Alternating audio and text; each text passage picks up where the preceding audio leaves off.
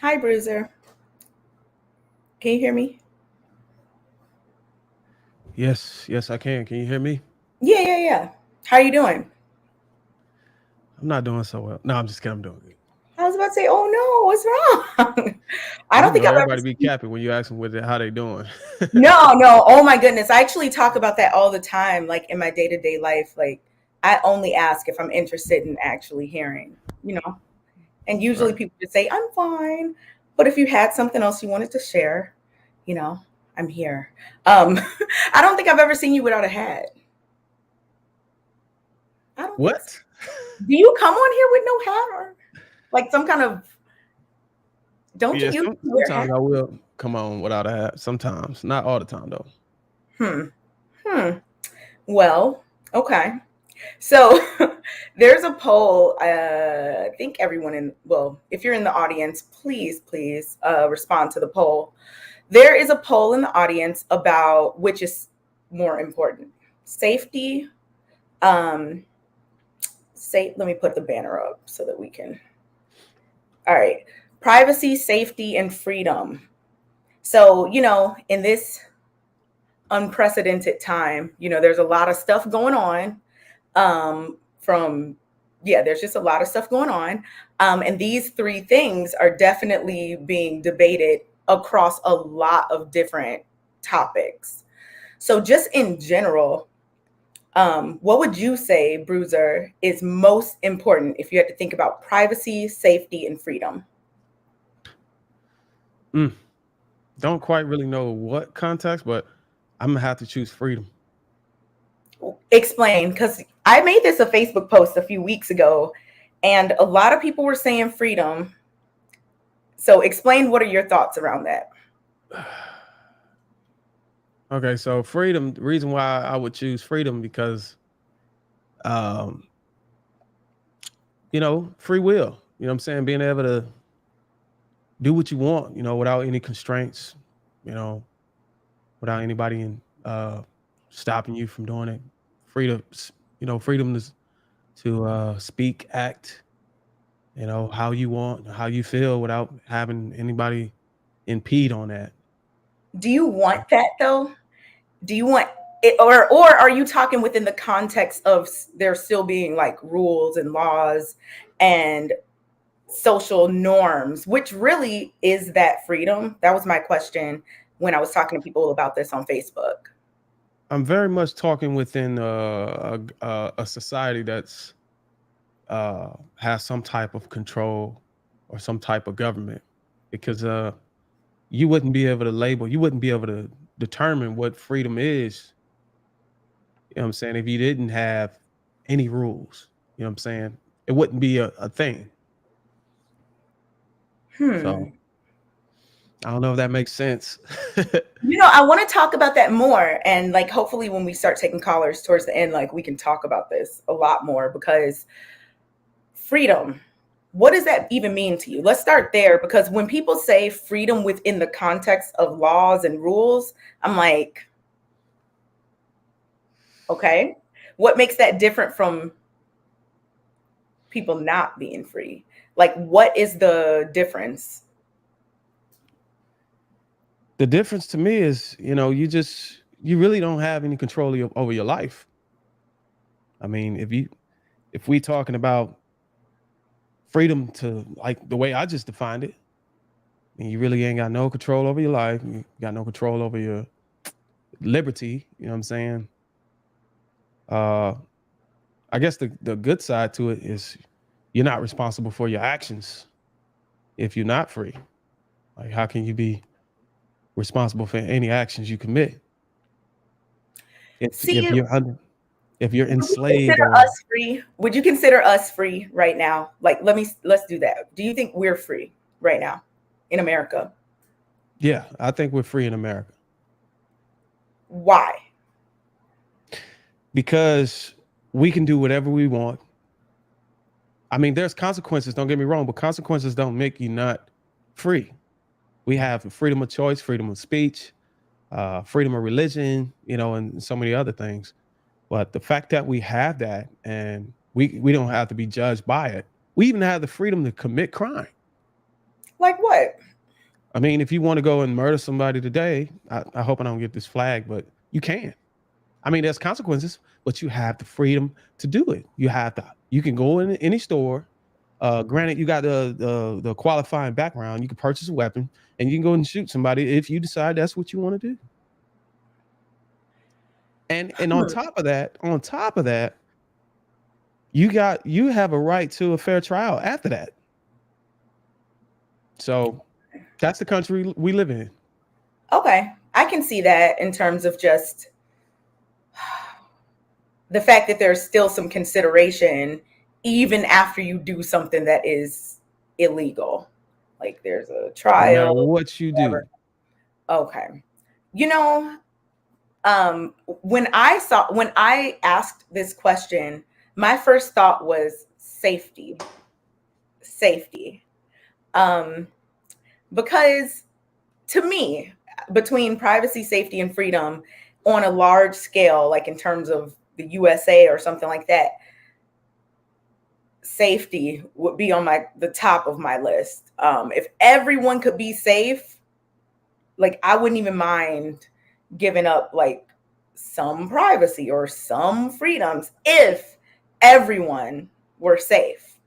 But we can't have that. Like it's not like a perfect situation where everything's going to be exactly how I want it to be. But when we talk about freedom, I don't know. I guess when I think of it, I'm always like, isn't it like contradictory, or isn't it some kind of conundrum or whatever if you're saying you're free but you can't do this, this and this? Like, that's not, is that really freedom if you can't do certain things?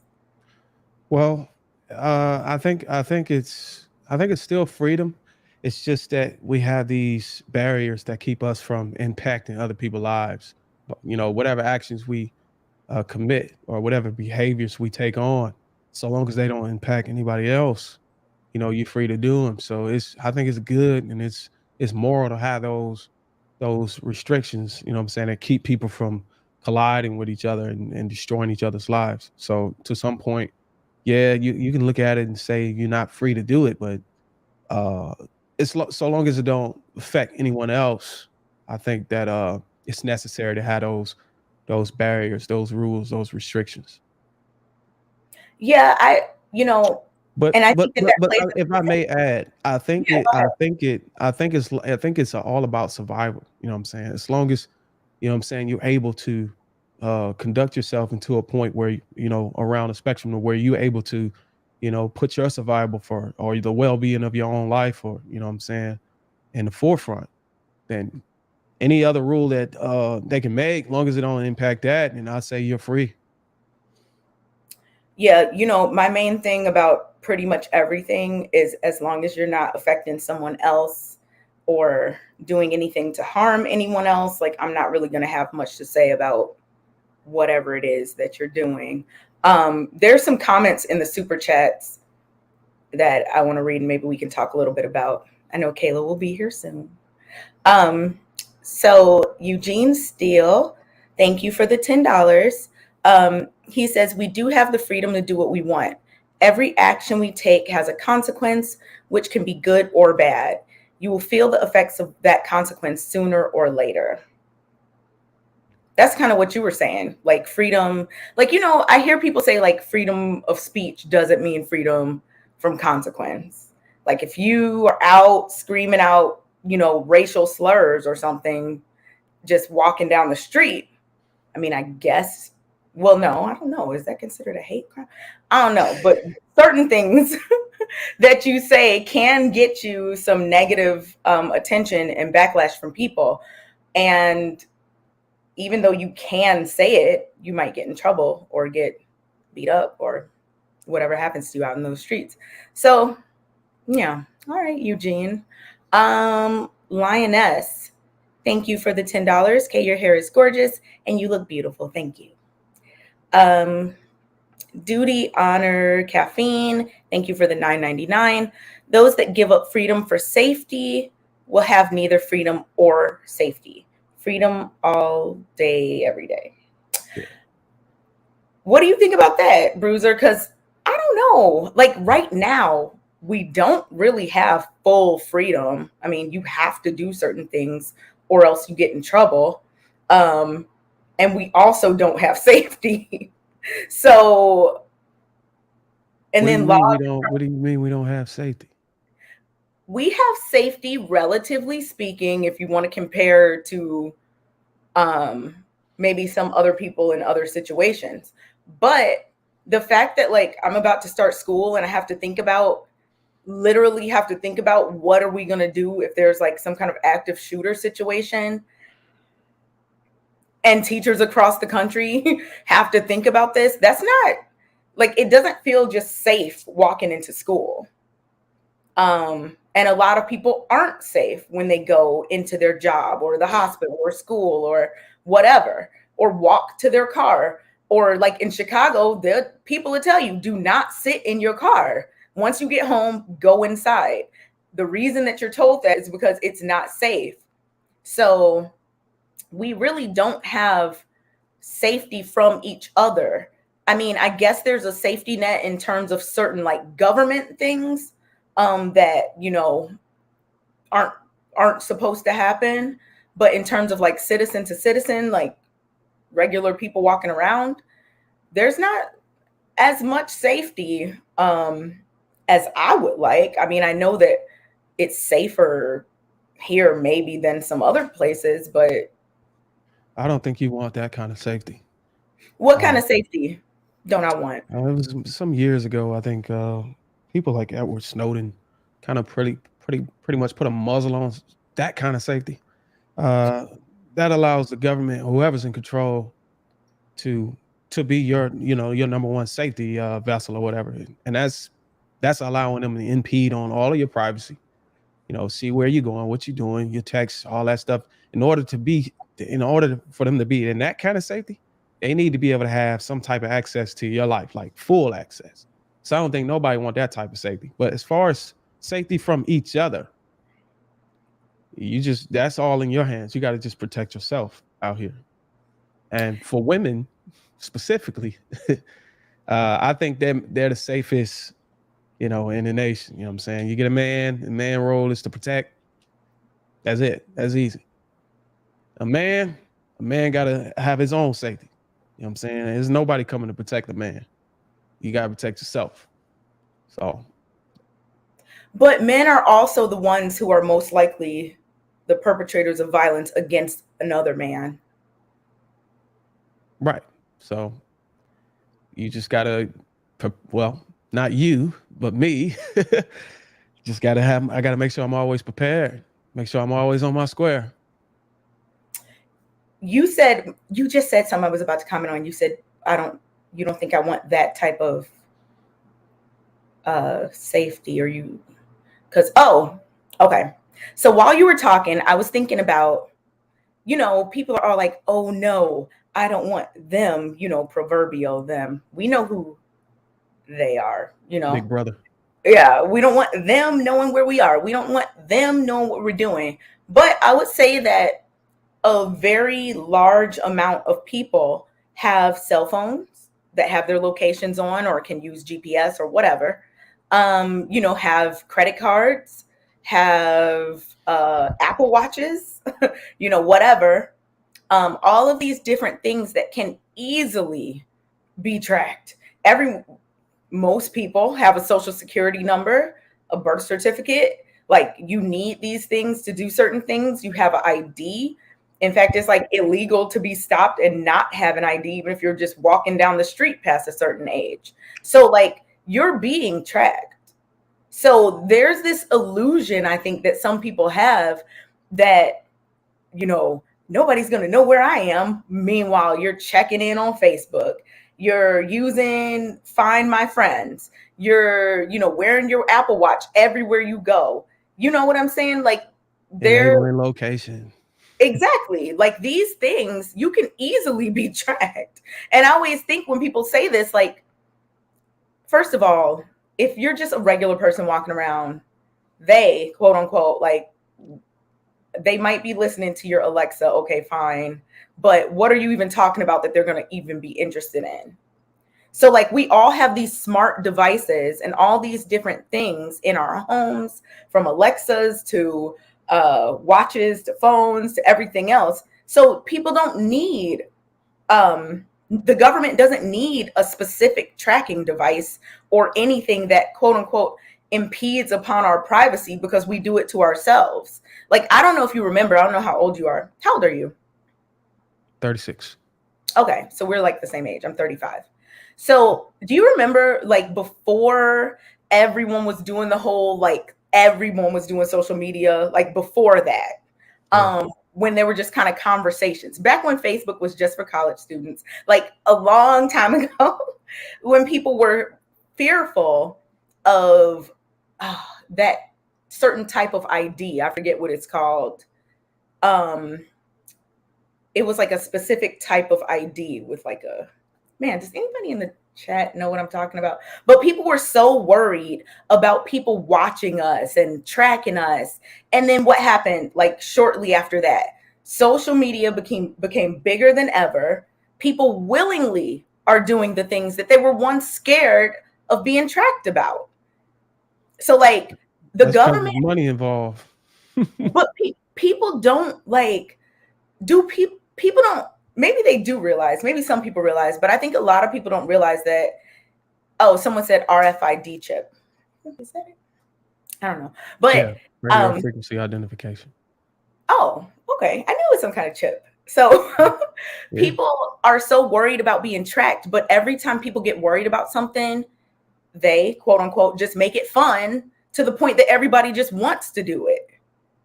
Like my grandma still doesn't trust paying a bill online. Like she sits at the table, writes a check, puts it in the mail, goes to the bank. I'm like, you don't have to do any of that. She's like, I don't want my information. Like she doesn't want a picture on Facebook. She doesn't want any of that. But like people our age and younger don't think anything of all of that social media sharing, paying bills online, putting your information into websites.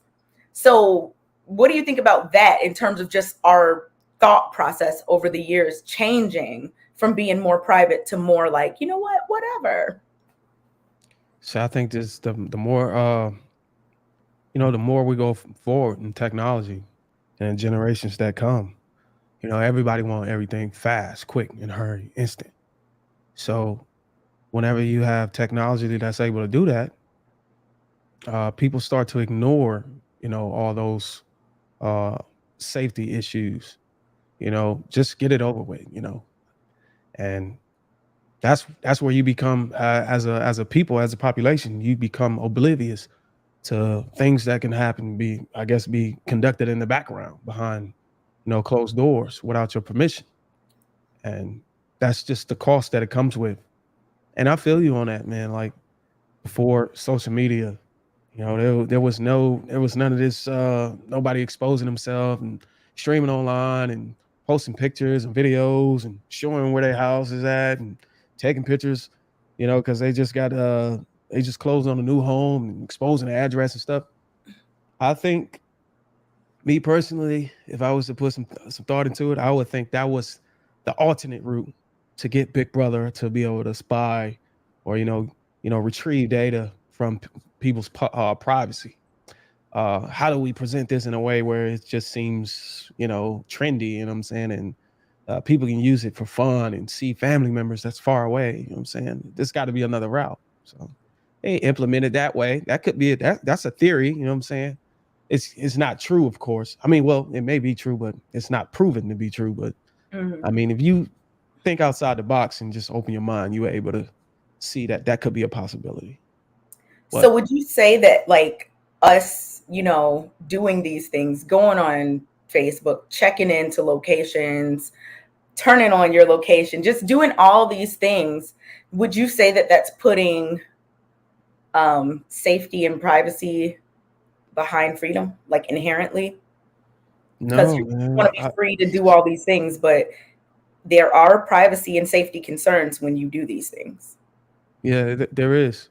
But I would say that it's necessary in some scenarios, man. Like when my wife and kid go out, what I'm saying? If they go out from the house away from me, I want to know, I wanted to have her location on. If, God forbid something happened, what I'm Mhm, saying? She's time stamped somewhere. You know what I'm saying?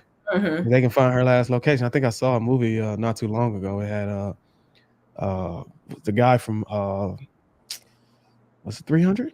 Yeah, the guy from 300. His wife went into a gas station and she was on her way out of the gas station and some guy put her in a car and kidnapped her or something like that. And I And don't know. she I think had some kind of tracking device on? no, she left her phone inside of the car. He tried to call her, you know what I'm saying? But her phone was in the car. So to that point, it's a balance. It balances out. You know what I'm saying? It may be your privacy may be invaded, but it could be to your best interest. It could be life saving to have these things. You know what I'm saying? To be able to keep track of people. Okay. So then I'm going to assume, and you tell me if I'm wrong, that you said you put freedom first. I'm going to assume you put safety next. Yeah, I would put safety next and privacy second. Okay, so freedom, safety, then privacy for you. Yeah, I don't think there's yeah, and if I was to try to speak to a majority, I would guess that there's not a lot of people that's trying to be private. I think most people are openly public and flamboyant with their whatever endeavors they're on. They want people to see their success. Stuff like that.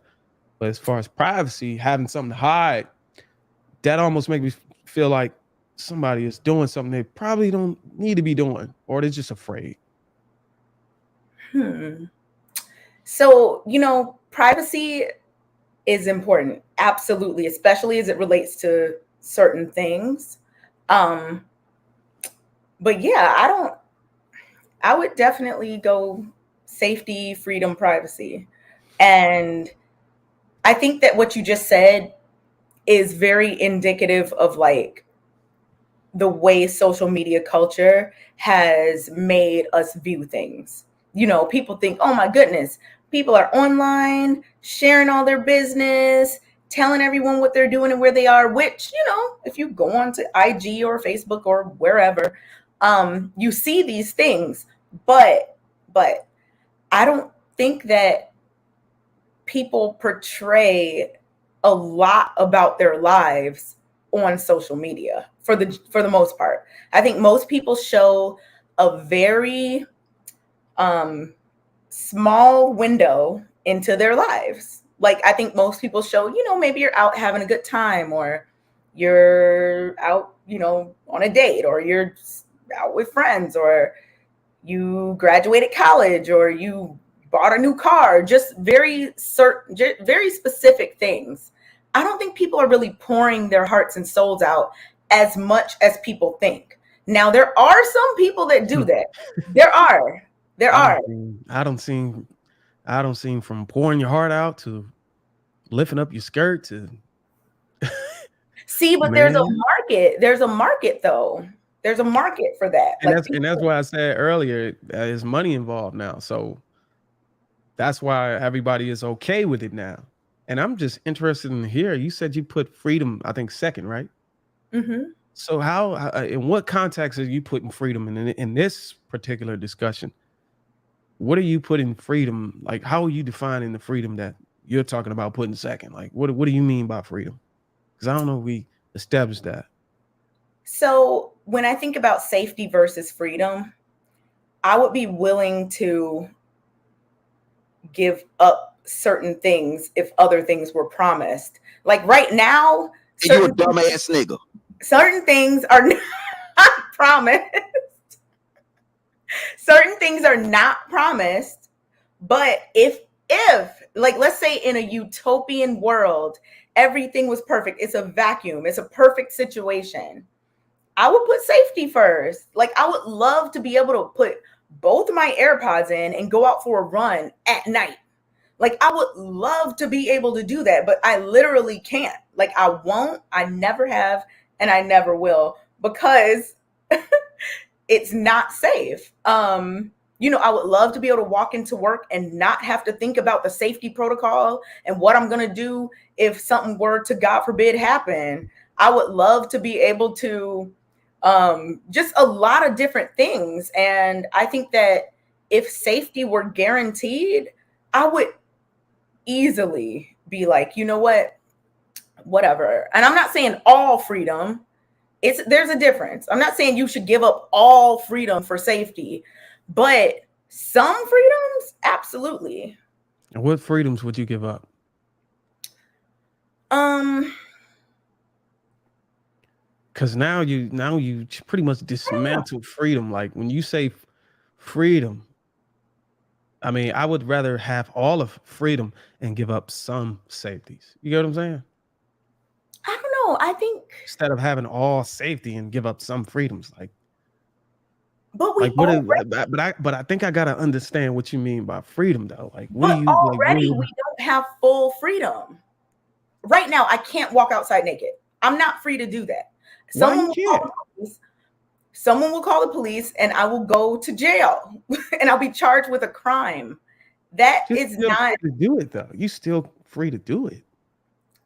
well, that, I mean, if you're talking in those terms, the only way there would be no freedom would be if you were literally like locked somewhere and you truly just physically couldn't do something. But I'm talking about like freedom to do something without getting in trouble for it by the law.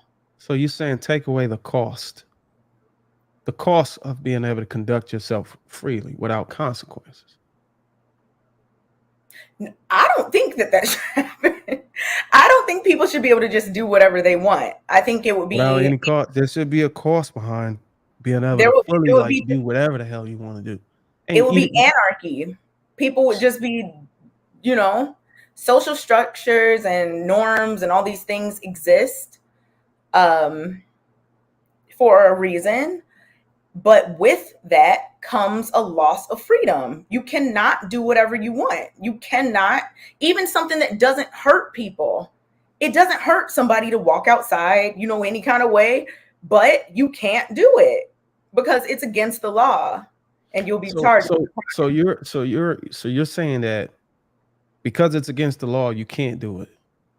I'm saying because it's against the law, yeah, you can't do it without having to suffer a consequence. And in that Okay, case, so you is that added so is because you're that adding that, you're making freedom? freedom very, very unattractive when it's Huh? really not even that bad. I mean, consequences come with everything, man. Like even if it's not Right, bad but like stuff. natural consequences though, not laws. Like let's say somebody, and I'm not again, I put safety first. So I'm not against laws and stuff like that. I'm not. I'm not against them at all. Before anybody tries to misconstrue, I'm not against laws and rules and social norms and stuff. I'm not against them. Um, but when we're talking about freedom, just doing what you want or when you want or things like that, I don't think of it in the um, framework of consequences. Like, okay, for example, in America, we're free to practice any religion, right?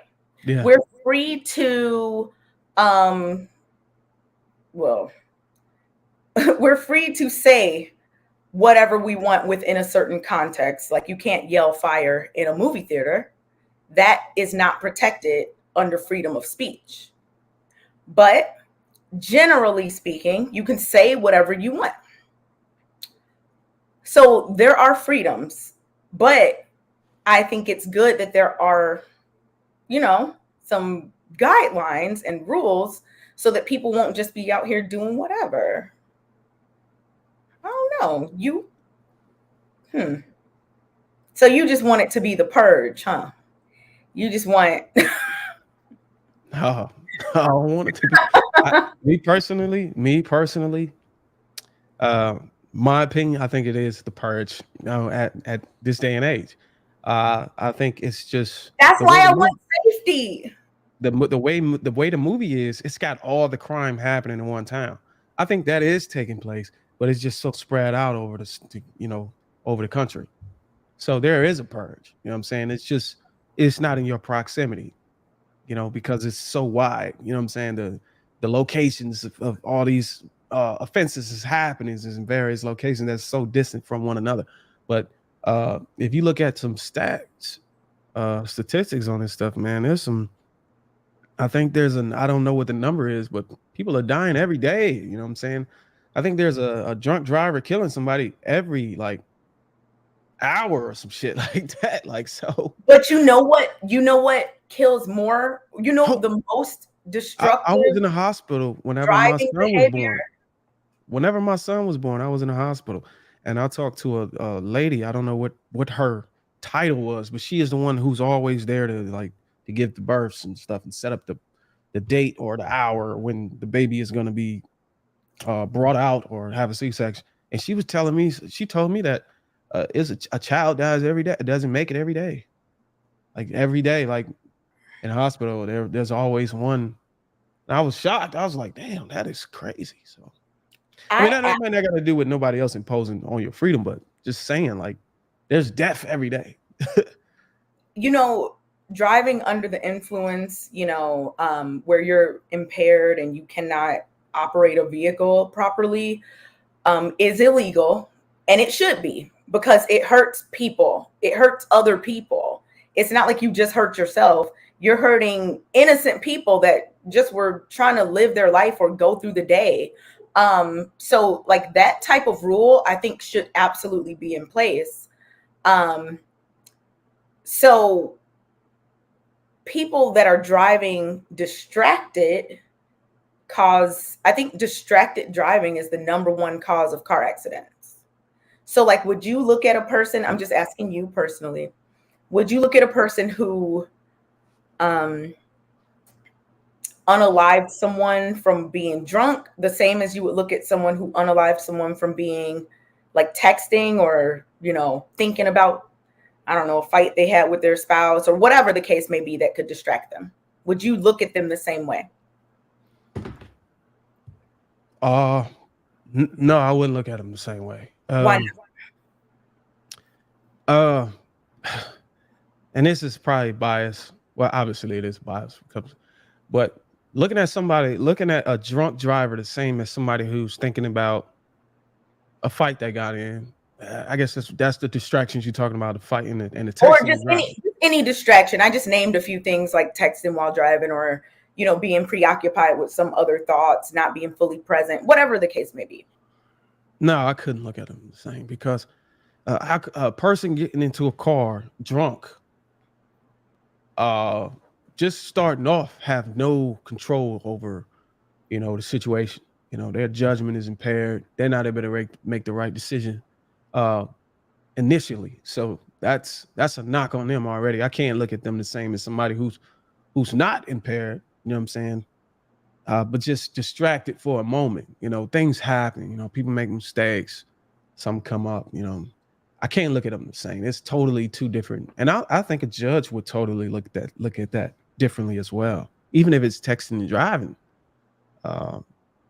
Yeah. So a drunk driver, a drunk. Did you see what happened with That woman, in LA at that intersection? yeah, Oh my God. that was terrible. That was horrible. That wasn't no text. That would listen. A distraction, a texting or thinking of a fight ain't gonna cause you to go 130 miles per hour through an intersection. You have to be like on some shit to do that. Like you have to be on some shit. That's crazy. So I cannot look at them the same, man. The devastation and I would go as far as say the reports and the crime and the death that's caused by you said, hold on, you said number one is distracting. Hmm. Mm. In terms of car accidents, now I don't know in terms of death toll. Like I'm guessing you took some type of anti-defense driving class at work or something. no. I looked it up one day because I forgot. Oh, we were doing a show about addiction, and alcoholism was one of the addictions that we discussed, and people were talking about. You were there. People Yeah, were yeah. talking about, cars and driving, and I looked it up because someone mentioned it in the chat that distracted driving was the number one cause of accident. So I just looked it up, and I saw that it was. So yeah. So ever since I saw that, I was just wondering, because if the result is exactly the same, what would make someone look at someone differently? Well, I think the reason why it's different because when you drink alcohol, you're not giving anybody else around you a chance.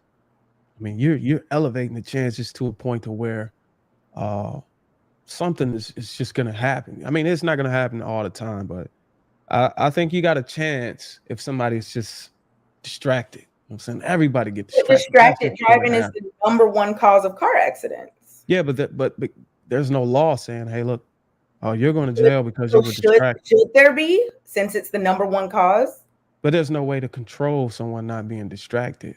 But I is there mean, a way to control someone not you being can drunk? pinpoint stuff like no texting and driving. But if if a fucking wasp fly into your car and you, oh shit, you know how you all women are, and this ain't an attack on women. Don't even, because if But I'm saying there's no way to say, oh yeah, well, law 21B/C says if a bee come or flies in your car, you have to keep both hands on the steering wheel. And we saw that you didn't have. We can tell from the sweat on the steering wheel that both only one hand was on there. And no, come on, there's no should way there to. be laws? Should there be harsher punishments for things like texting while driving? Like, should it be more than just like a ticket? Oh, it's only a ticket, right? I think, to my knowledge, if anyone in the chat is in law enforcement or knows what is the punishment in your state for being caught texting while driving, to my knowledge, it's a ticket. Whereas if you get pulled over and you're drunk or something, like it's more than a ticket. Yeah, but it's one hell of a ticket though.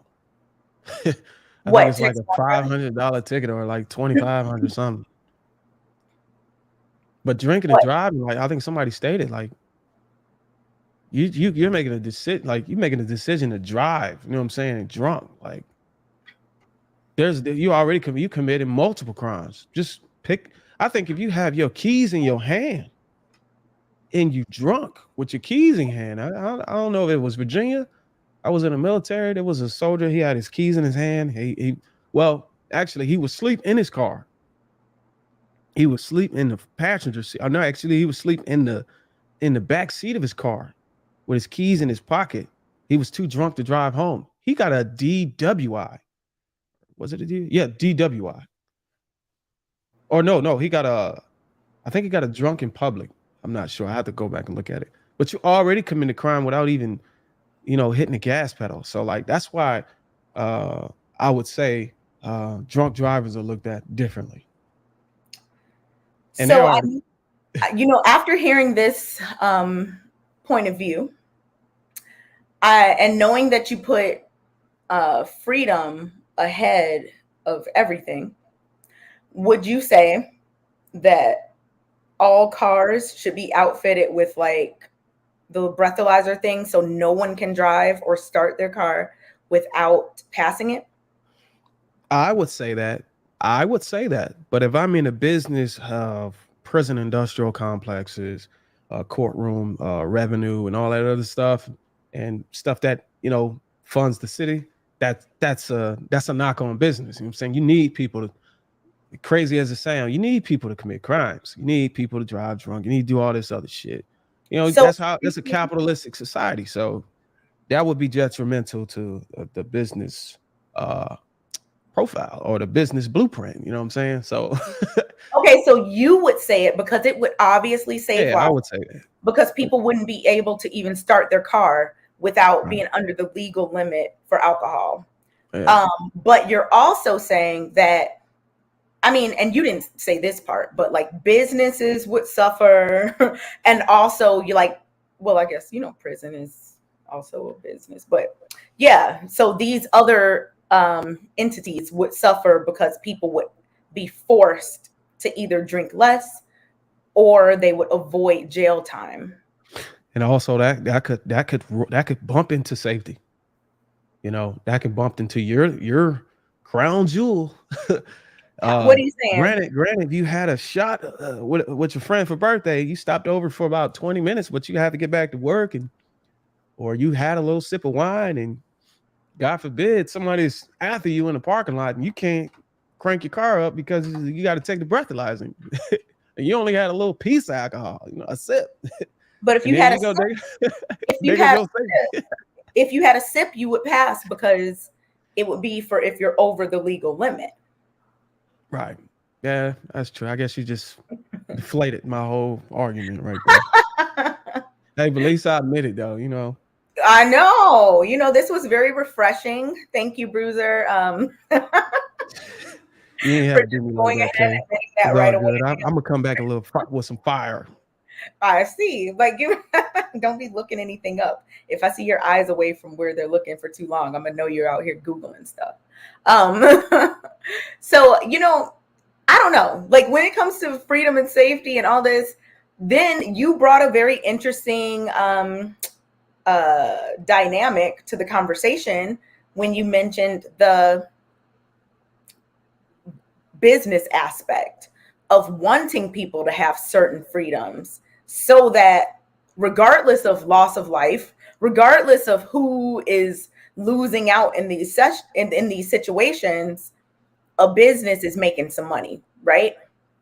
So So I think we should the way you're wording freedom, the way you're using it in the context and the sentence, I think it fits better if you say free will. You get what I'm saying? Wanting no, people to have certain free wills. Yeah, free will to go out naked, free will to commit certain crimes. It just sounds, don't it sound better? And taking away that free will could, could boost safety. You know what I'm saying? I think that's where you're but hinting you to. can't, but can you take away? See, that gets into a more philosophical argument of like fate versus free will and all of that. Because can you even, is there a way to control free will outside of someone locking you up in a cage or something? Like, how can you control someone's free will? What? You can You need to control, go. You need to go back no, to the 1700s and 1800s, girl. because, They was able to do that without cages, but that without. was because there was no, they didn't have that freedom. There were laws and there were social norms and That's all your these answer. Policy. Policy policies. don't require a cage. It don't require a key. It don't require shackles. But then that Policy. goes, but then why do you want to change it from freedom to free will? Because if they create a policy that you can't do this or that, that's taking away your freedom. Why do you want to change it to free will? Because in the context you was using it suggests that you were talking about free will. You were saying going outside naked. You know, It's you a aren't really free. You aren't really free because you don't have any freedom because you can't go outside naked. That sounds like you don't have any. Well, you have free will, but you have consequences behind free will. You still have the freedom to choose whether or not you want to go out and do whatever you want. So if we look at the word freedom, we're talking about the power or right to act, speak, or think as one wants without hindrance or restraint. You can do all those things. but we don't have the right to do these things without restraint and whatnot. I will be restrained, face down on the ground with my hands So, behind my back so, and so, so if you cuffs. if you took off your blouse and your panties and decided to walk towards the door, once you got to the door, there's no magnetic pull or anything that's gonna restrain Someone you. would think something was wrong. They would call the police. You probably can make it to your nearest Walmart before you get police. But you can do these things. You can carry out any of these things without being restrained. But there's a cost. Okay, There so is a based on cost. the way you're talking about it, and based on the way you're talking about it, everyone is free to do everything. Is that what you're saying? Yeah, if you wanted to call JR an asshole right now on his own show or whatever, you could say that right now. I mean, there's a consequence, but you can say it. That's So that's not freedom. illegal. Is it not legal? Why not? You got a freedom of speech. I said it's not illegal. Yeah, it's not illegal, but it's not morally right either. No, I mean, I agree. Like, social norms and just how you were raised and who you're around determine a lot of behavior, that we do in society. And that's why people are so much different from each other just based on upbringing and different things like that. While everyone might be operating, not everyone, but let's say a hypothetical group of people are all operating within the law, they could be very different from each other just based on the social norms that they were around growing up. But Like I in my think house, kids didn't curse. My parents didn't even curse. Like, it's just not even a thing. And you'll notice, like, even on the show, you've never heard me cursing. I know because it still haunts me. I said the D word once, and I think I said the H word twice in a year and a half, but I do not curse because I just didn't grow up like cursing in front of certain people. So if we're just online, like, I'm not just going to be out here cursing because this is the internet and it's here forever.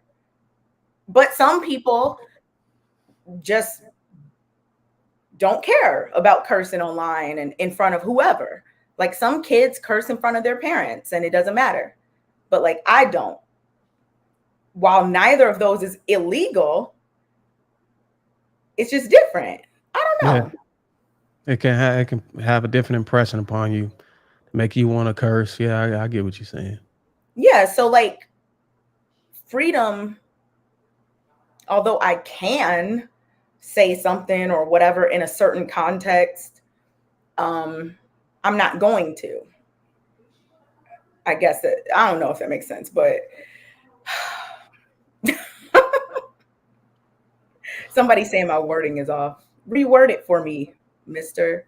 All right, let me read the super chats real quick. Um, make sure I'm not reading the ones that we. Okay. Hi Tia, thank you for the $1.99. It says you look beautiful, Kay. Thank you. Um, XN said peace and order should be above freedom, in my opinion. This is not a super chat, but we'll go back to that because I wanted to ask you about that, Bruiser. Um, Duty Honor Caffeine, thank you for the 1999. It says during the lockdown, people advocated the state take over their freedom to go outside. They wanted curfews, and mandated vaccinations. I don't even know. See, I don't even know which words we're allowed to say. But anyway, that's dangerous to give up your freedom to the state because of fear. I'm ready for the purge. Kai. Um, Lioness, thank you for the 5.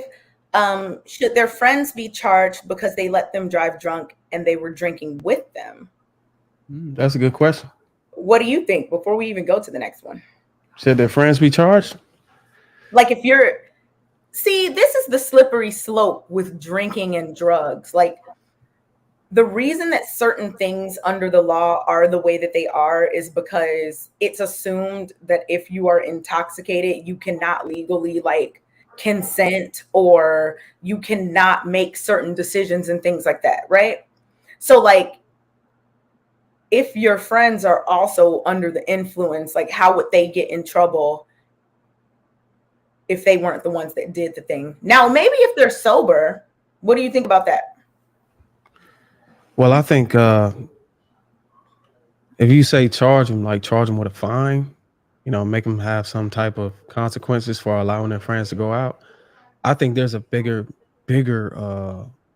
shirt to wear. If something happened where the friends go out and drink and you didn't tell them, hey, look, you shouldn't drink and drive, and you let them go out and drive, and they end up dying. I think money is not even comparing to losing a friend. You know what I'm saying? So I think it's safe to say they're already charged. In The some natural consequence. Yeah, in some shape or form. Because now, I mean, you can be friend, family. I mean, you just lost your friend behind the wheel, and you let them go out, and you haven't said anything about it. Having to live with that, you know what I'm saying, is considered to me the biggest charge. And no $200 fine or 505 can trump that. So Yeah, I don't know if I lost any that's a friends behind the natural. wheel, but I pray that I never do. And if I ever, damn, I can't even say that. I'll be making myself a hypocrite because uh, I've I've seen occasionally, just recently, some friends come out and hang out and then get behind the wheel. So Did you try to stop it's them? no, man, and it's kind of make me. I'm glad she say to that because it kind of made me think like, damn, this whole time I've been having the right mindset, man, having the right understanding about how dangerous this is. And I Mm. still have been, not being accountable. You know what I'm saying? I haven't been acting responsible, even myself. So it kind of just make me dig in and look at myself in the mirror like, damn, I actually go out and watch football games or fights. And then Mm. I'll drive home. Like, what the fuck? Hold on, Mhm. wait, can I say that?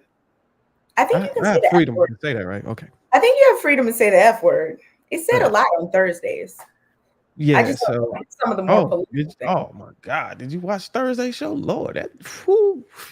Anyways, to my point though, it's scary, man. Just feeling like this. Like, I don't know about you, Kay. You make yourself out to be an angel on the show. Maybe you are in real life. Hey, But I don't me, make myself out to be an angel. Just because I don't you talk about like certain things or use certain words like all the time doesn't mean I'm not I'm not trying to make myself out to be any kind of angel or whatever. I just really don't know how I would feel if one of my friends, we were out hanging out and we all drinking, and one of my friends peeled off, and I never said anything about, hey, look, man, you too drunk. You know what? I'll take that back. If they're really like slurring and barely walking, come on, I'm not gonna let them drive home. But Yeah. but I think that it doesn't have to be that much alcohol. You can just have maybe one or two drinks, and that's enough, you know. So I really don't know how I would feel, man. I probably feel. I know I would feel terrible that they pass, but I don't know if I would like take the blame though. It never You happened to me, so I would have to talk to somebody who actually experienced that, you know, to see how they felt. I think just thinking about that question because I think it was a good question that Lioness had. Um, I think that just in general, people would have a feeling of guilt if someone would say at your house and you were giving them liquor and they were getting really messed up and then they were like, I'm about to leave, and they were stumbling out the door and you were like, bye. I think that like just naturally most people would have feelings of guilt. Just I think that would just be a thing that would affect most people, like, man, I should have done this, I should have done that. Just, coping with the whole situation. But in terms of like laws that would punish the friend, I don't know. I mean, that's a good question. Well, I mean, Um, I'm at the age where I hang around with people that's similar, around a similar age and similar maturity, and people know, people know better. You know what I'm saying? You are grown up. You know what I'm saying? You making these decisions to go out and do that. That's on you. You know what I'm saying, for the most part. But if something severe like that would happen, I don't think the notion that someone has the maturity or they're grown up and they made their own decisions, they have to make their bed, they gotta lay in. I don't think I would let that take away the compassion I would have if I lost a friend. So I would still have some type of guilt, saying, there's always that voice talking to you saying, damn, maybe you should have did this, maybe you should have did that. There's always that, but it's really no way to control it, because if you're drinking yourself, my God, your that's judgment is what there that's too. what I'm So saying. That's what I'm saying. Like, if you're also under the influence, like I remember when I first went to undergrad, when I was 18, I had just graduated high school, went to college, and we had to like do this freshman orientation thing, and part of it was talking about just like consent and things like that, and the fact that when someone is under the influence, like, or they're incapacitated or whatever, they cannot legally consent. And somebody was like, what if both people are under the influence? So yeah, I think it becomes a more complicated situation when everyone around is kind of in the same situation, but you just happen to be at your house, like you just at home, but y'all had the same amount of beers or whatever you drink, um, and then you let them leave, but you were under the same amount of influence, I guess, as they were. So I don't know. I don't know. There might be a law about that, but I don't know. I haven't Googled that. But someone in the chat can Google it and let us know if that's already a law or something that's already in place as it relates to friends. So there was one more super chat. Um, Dub Will, thank you, $2. Kay, your hair is beautiful tonight. Thank you. Thank you. Thank you. All right. So we're going to go on to the next topic, which is very closely related. Actually, maybe we should watch a little. Let's see. Let's talk about the topic a little bit. Then we're going to watch like a little bit of a video. So, what does safety look like in a relationship? So, we talked about safety, freedom, privacy, and the order, that you and I both think they go in. We both put privacy last, uh, but we weren't on the same page about safety and freedom. But in terms of a relationship, safety in a relationship, what do you think that that looks like, Bruiser? Safety in a relationship. The only way I've been able to look at safety in a relationship is within the role of a man, uh, obviously. Simply providing protection and provisions for his family, continuously reducing risk of hunger, homelessness, and even death. You know what I'm saying? A man with a plan to keep it short. You know what I'm saying? So the best way to mitigate risk and maintaining safety in anything you do is, conduct an assessment and plan ahead. So that's how I would look at it as far as in a relationship. But Putting yourself. are those all things you're thinking from your own, like things that you would need to do as the man in the relationship? I Or think I think that's just our nature, honestly. do you as a man expect any forms of safety in terms of your wife? Yeah. And what does it look like? What does that look like? Safety informs. I mean, just her discipline and how she carry herself in public. You know what I'm saying? How she handle finances. Um, and those I can't really think of anything else, but I would think those are the things that I would think her, being conscious of and making the right decision could, keep us out of harm way. Okay. So being discerning in terms of thoughts and actions in Yeah, terms of things that could affect you being and careful, or the relationship. being careful because how she conduct herself could also put me in harm's way. You know what I'm saying? So me having to be the protector, you know what I'm saying, having to step in and be Superman on certain occasions, uh, could put us both in harm's way. So, allowing me to lead, you know what I'm saying, and not being so reactive, you know, was stand behind me. Okay. It's interesting hearing that from your point of view Yeah. because Yeah. I was thinking just from a woman's point of view, there's physical safety, there's emotional safety, there's like mental, I guess, safety, I guess you could say, like in terms of just being able to share thoughts without backlash. I don't know if that would be mental or I guess that would be emotional. Hmm. But yeah, there are like different types of safety that I was thinking about. But everything you said, I also agree with. Like, I think a woman should absolutely not be out here putting her man in harm's way, just, for some nonsense. Like, you should definitely be discerning about the situations that you get yourself into, because you know that your husband is going to be the one that's going to be there to protect you, and you don't want to put people in situations that they don't even have to be in. Um, so, yeah, I mean, I think, barring all extenuating circumstances or either circumstances that include any type of abuse or anything like that, like physical safety, I think it's really important to think about, um, I guess, your comfort level in the relationship. How comfortable are you with your partner? Can you all talk to each other?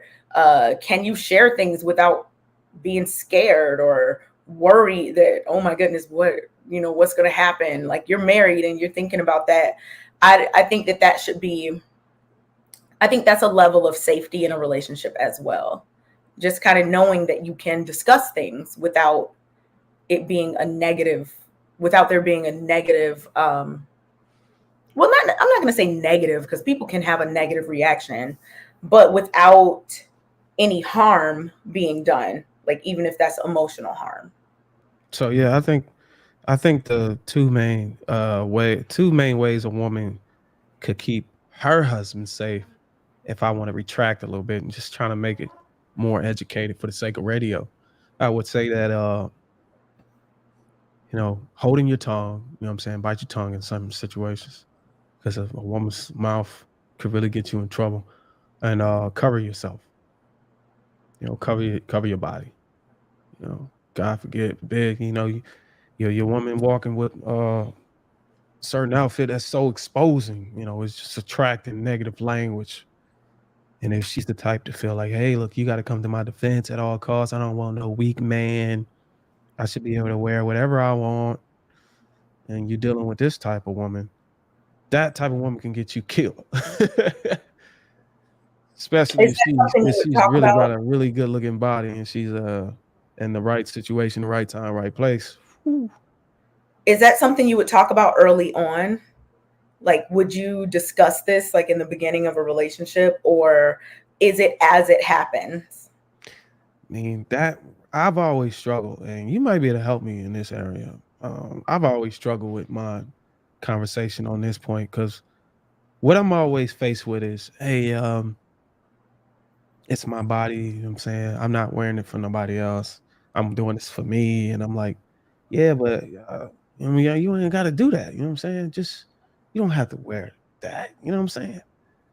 And I never really, I'm not able to, I don't know how to talk about it, or like, I don't know how to articulate, my part of the argument to win her over on this topic. So I kind of lose it. And I just say, well, the hell with it. But I don't want to hurt nobody's feelings, you know what I'm saying? But it just seems that's a losing battle for me every time. I always try to tell her, like, hey, look, you just sometimes that stuff that you wearing could like cause, like, especially we walking in amongst a crowd of guys, after the club or something like that, or after dinner, you know what I'm saying? And someone says something, then I gotta be like, hey, watch your mouth, like, what, motherfucker? You know what I'm saying? Then then there you go. So I don't know. It hasn't happened yet, and thank God it hasn't. If it does, you know what I'm saying, uh, I'm gonna try to conduct myself professionally and just try to keep moving. You know what I'm saying? But all that touchy shit ain't gonna happen. You know what I'm saying? I got something for that. I mean, so, when you were talking about just the way to go about these types of conversations, I think first, if a man knows that he wants a woman who dresses a certain way, he should find women that dress that way already. You know, if you don't like women who wear, very skimpy clothing to clubs, you probably shouldn't be approaching women who wear very skimpy clothes at the club that you met them at. Like, that would just, take away a lot of the issues that might come up in the future. Now, let's And say that's you meet that's where I someone. lost, and that's where I lose it. That's where I lose it, the argument. Like I already lost because it's this saying that you met me whenever I was wearing it. You was fine with it whenever you met me, or you like it. You know what I'm saying? But then now whenever I want to like change it and kind of like dial it down a bit, then it's just a losing argument. There's just no way to win that. And I was going to say, if someone meets someone somewhere else, like, let's Appreciate say that, it's, jerk. Sorry. oh, the super chat. That's one of my buddies there. The sophisticated jerk. Thank you for the $10. Great conversation. Shout out to my brother Bruiser. Aw, that's nice. Um, so, if you meet somewhere else, the gym or the grocery store or something, just where people wear, athleisure or whatever. So you might not know their style of dress when they go out to a club or something like that. Let's say you meet somewhere like that, and then you meet them for the first date at dinner or something, and they're wearing something that you don't particularly like. Um, I mean, I think that it's not going to come off well in the beginning of a relationship to try to police someone's wardrobe. Like, if we're just looking at reality and just what happens, I just don't think that would come off well. So, like I said before, the best way is to just kind of start off going after the people that you already like how they look. Um, but I think that if you must say something, that it's easier to get buy-in from a person if you really let them know the reasoning behind it instead of your feelings about it. Like, if there's some concrete, hi Kayla. Hi, If there's some, everyone. I am so, so very sorry. How are you all doing this evening? oh no, you good, you good. Were you listening backstage? For the last few minutes, yes. A little bit. Hmm. So, okay, so you can definitely chime in on this. So, Yeah. I was basically saying that if you want a woman that dresses a certain way, find the women that dress that way already instead of finding a girl that's wearing, this woman has on a short skirt and cleavage out and then complaining about it, right? But if you Okay. meet somewhere else where you might not know their style yet, like the gym or something like that, where maybe they're wearing sweats, but when they go out, they go all out and wear, other types of clothes. Right. Um, I was saying that the best way to address that conversation when you've established respect and trust with someone, I think that's very important. You have Hmm. to have already established trust and respect with that person. Um, that you have to explain the reasoning why instead of your feelings. Oh, you look like a this or you look like a that, or women who do this probably do this or that. Like, I think that would not rub a lot of women the right way.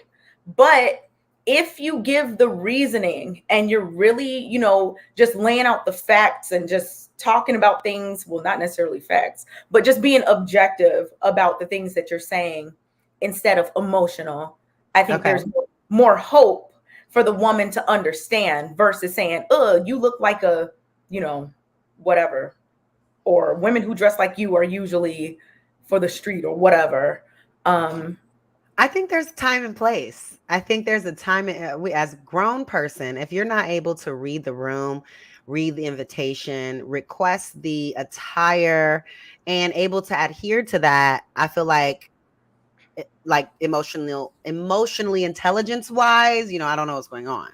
But I do feel like there's time and place. There's gym clothes, there's casual date clothes, there's gala clothing, there's nightclub clothing, there's different clothing for different times and places. So I just feel like if as long as the person is adhering to that, I don't see the problem. Now, she's wearing a short club dress to your sister's baby shower. Obviously, what are you doing? But if we are at the club, then I would expect you to have on a little, you know, little skirt with a top, little dress, little, high waisted shorts. Like, I don't know, something, possibly a little bit revealing something. You know what I'm saying? Like, I don't see anybody going to the club. Like, I don't see the purpose to go if you want to dress in church attire. You should just go to church. Like, you know what I'm saying? Bruiser, what do you think about that? What Kayla said about time and place? Does it matter? Like, I think I agree with Kayla about that. Like, if you're taking your wife to church or something, and she comes in, with I don't know, whatever, I would understand a husband saying like, okay, maybe this is not appropriate for this situation. I would get that if someone did that to their wife.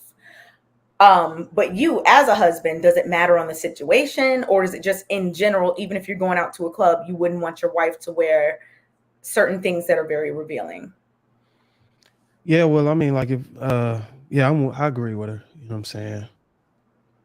It's a time and place for certain stuff you wear, but I think it's just the locations or situations where you're around people that you don't know. You don't know how they're gonna react. You don't know how much alcohol they're drinking. You know how stupid they are. So you can literally, uh, it can. I mean, there's a chance for it to happen. I mean, depending on how she dressed. Obviously, you don't like what she stated about wearing church clothes. I'm not talking about to that point, but I'm talking about to a point where your breasts are damn near out of your shirt. You know what I'm saying? And your cheeks are hanging out the bottom of your dress and all this other stuff. I mean, she haven't wore anything like that, but if I told her like, hey, look, you can go ahead and wear that if you want to, go ahead. She probably wear it. So it's just I don't know why. Like I never knew why. Like you have a man, you know what I'm saying? You have a husband, you have everything you need. What do you want? Like what kind of attraction is the attraction that important where it could cause a safety issue? I think women don't want to say that. The women that wear that type of stuff, they don't want to admit that. But I really think genuinely the attraction is more important than the safety or than the cat calls or the negative words that can be said to her on her way, through. So I don't think that always is determined by what you're wearing. I think that can happen no matter what. Yeah. There's times where I've worn less revealing outfits to the club. Maybe it was just like a crop top that had no like cleavage and like high-waisted jeans that covered everything. So there was nothing out, and still inappropriate comments made versus me wearing like a low V-cut dress that's super short. Like I've But experienced harassment dressed like all different. I've experienced harassment dressed like a bum when I lived in DC and I used to walk home from work. So and yeah, I just worked a 10-hour shift in a restaurant. I was just like a bum and still got harassed. So I don't think it is always about the way you look. I think that we have to figure out a way to promote like self-control. Like you shouldn't yeah, have to worry about it. People should just control themselves. But we do know that we live in a world where people don't. And it is what it is. So I do feel like in certain instances, like certain precautions need to be taken, but I don't think it should be policed in a way where we're excusing harassment and like making an excuse for it. I don't agree with that, but I do think there are certain outfits that me personally I would wear when I'm going out with the girls versus when I'm going out with my man.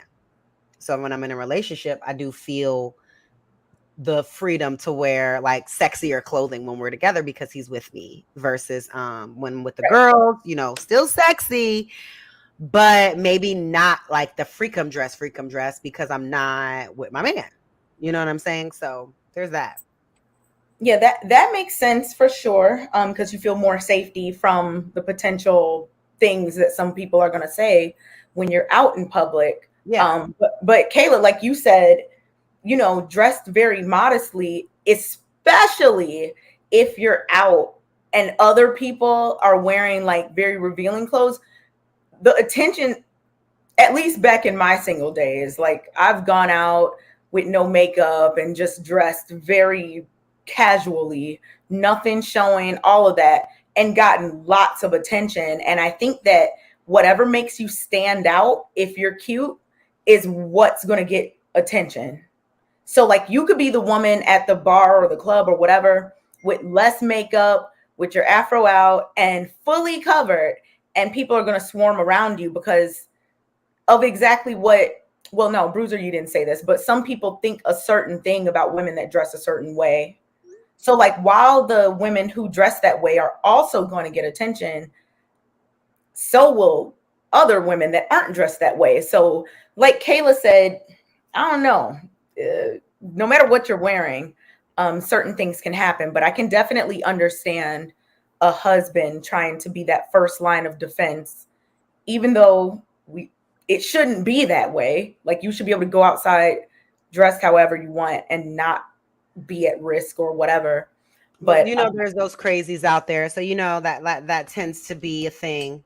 You know what I'm saying? But like when you start doing that, you start turning it starts taking the ownership off of the people acting crazy. You know what I mean? What are you going to turn around and say? Oh, I'm on the beach in a bikini. You're going to turn around and say, it's too revealing that I got a bikini on.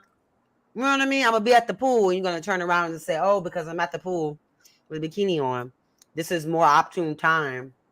Like, come on. Like, I don't know.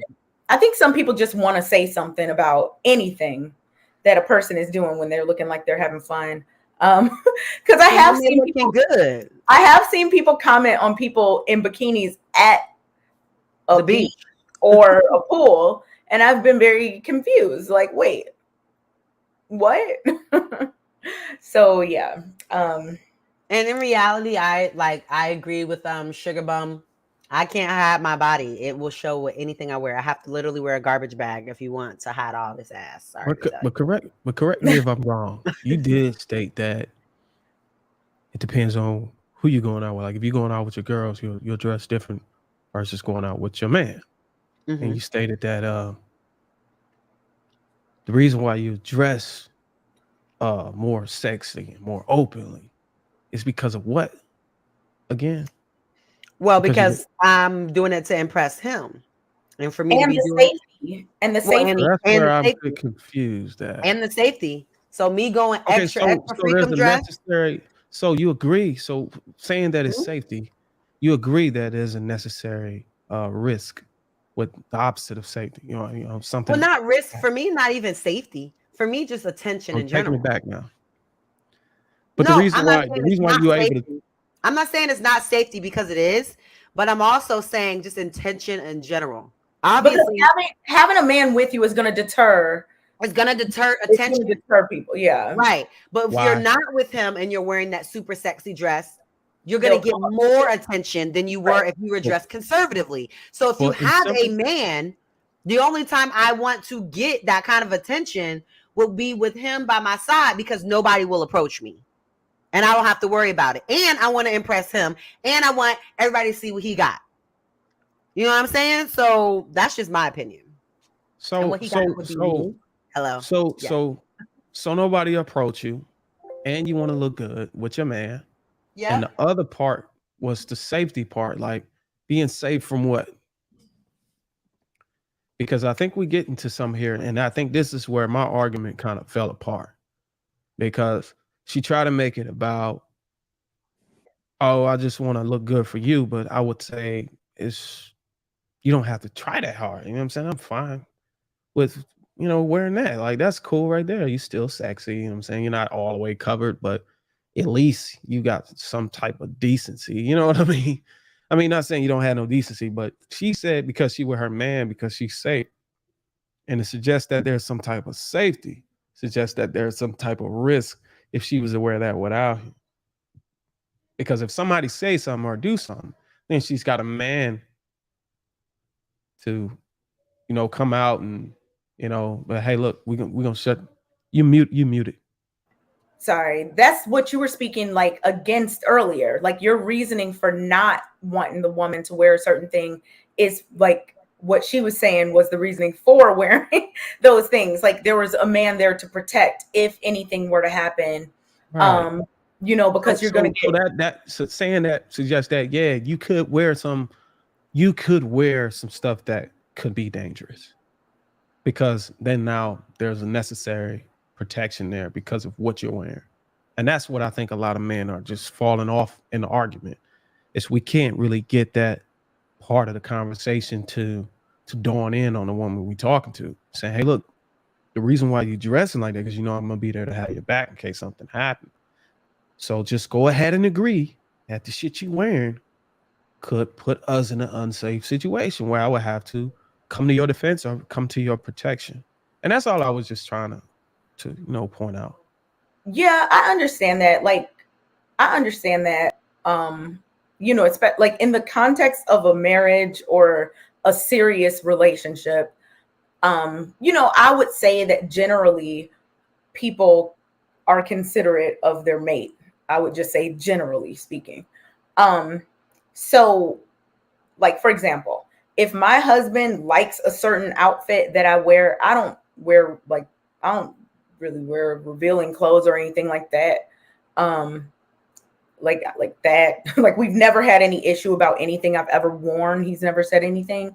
But like if I know that he likes certain stuff and one of the reasons for dressing up when we go out is so that he'll be impressed, like if he's impressed with whatever outfit, I'm not going to just be wearing a more revealing one so that other people can now be looking at me and be like, ooh, look at him with her. Like I I don't honestly care what like random people outside think in terms of my level of Well, this is where this is where the revealing. frustration comes in.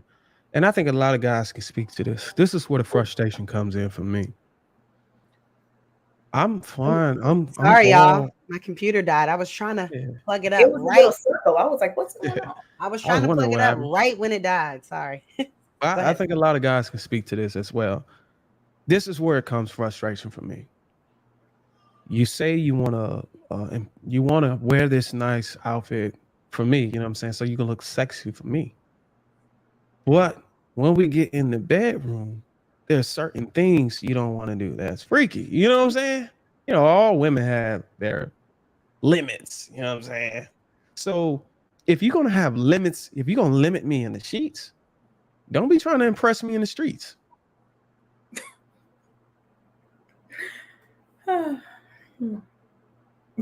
What? That went over your head. Do I need to re-explain that? I mean, Do I you don't do know. everything your man want to do in the sheets?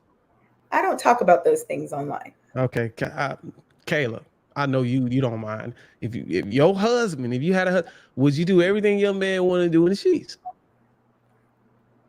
You muted. You muted.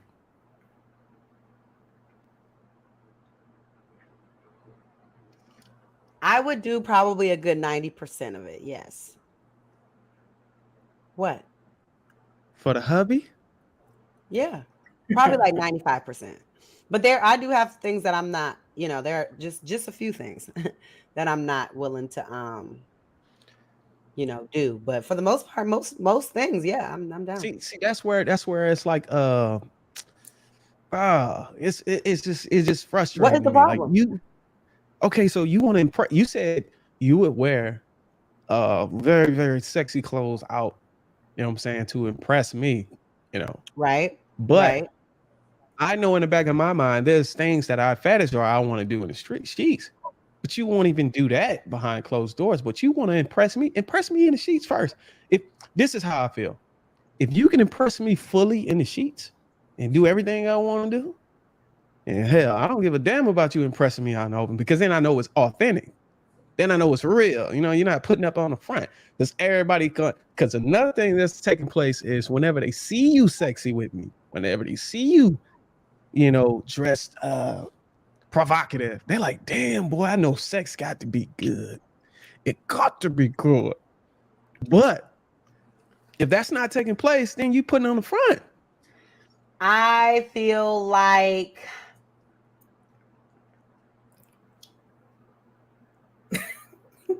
this is okay. I feel like these things will be discussed prior to marriage. We will know each other's wants, fetishes, and boundaries, and we would have worked it out before we got married. So I don't really think I would be worried about that. I would know how to satisfy him because I'm his wife and I'm the one that does it on the regular. So I know exactly what I'm doing and I know exactly what he wants. So I don't really know what to tell you, Bruiser. That's a perfect segue, honestly, into the next topic, because it is about boundaries. So, any boundaries of any sort. Kayla was just saying, like, those things are discussed before marriage. And I do think it's very important to get to know the person that you're trying to be with seriously or marry. So a lot of things do get discussed.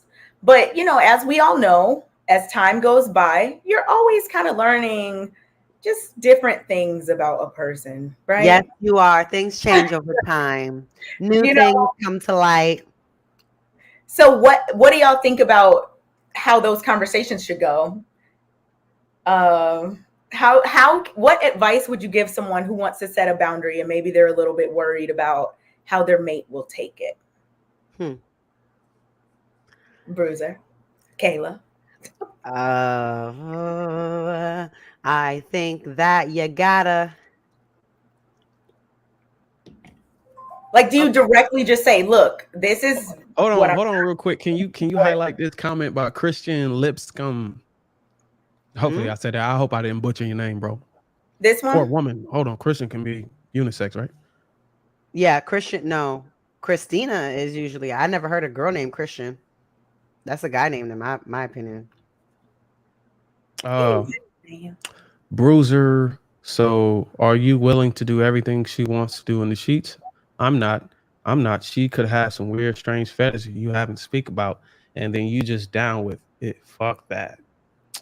I'm married, man, and I plan on staying married for the rest of my life. So, yeah, there's some things that I won't do, and I pray that she don't ever say she want to do that, because I already promised her I'll do whatever you want to do as long as you do whatever I want to do. You're just hoping that certain things never come up. Yeah, because then I either gotta carry it out. No.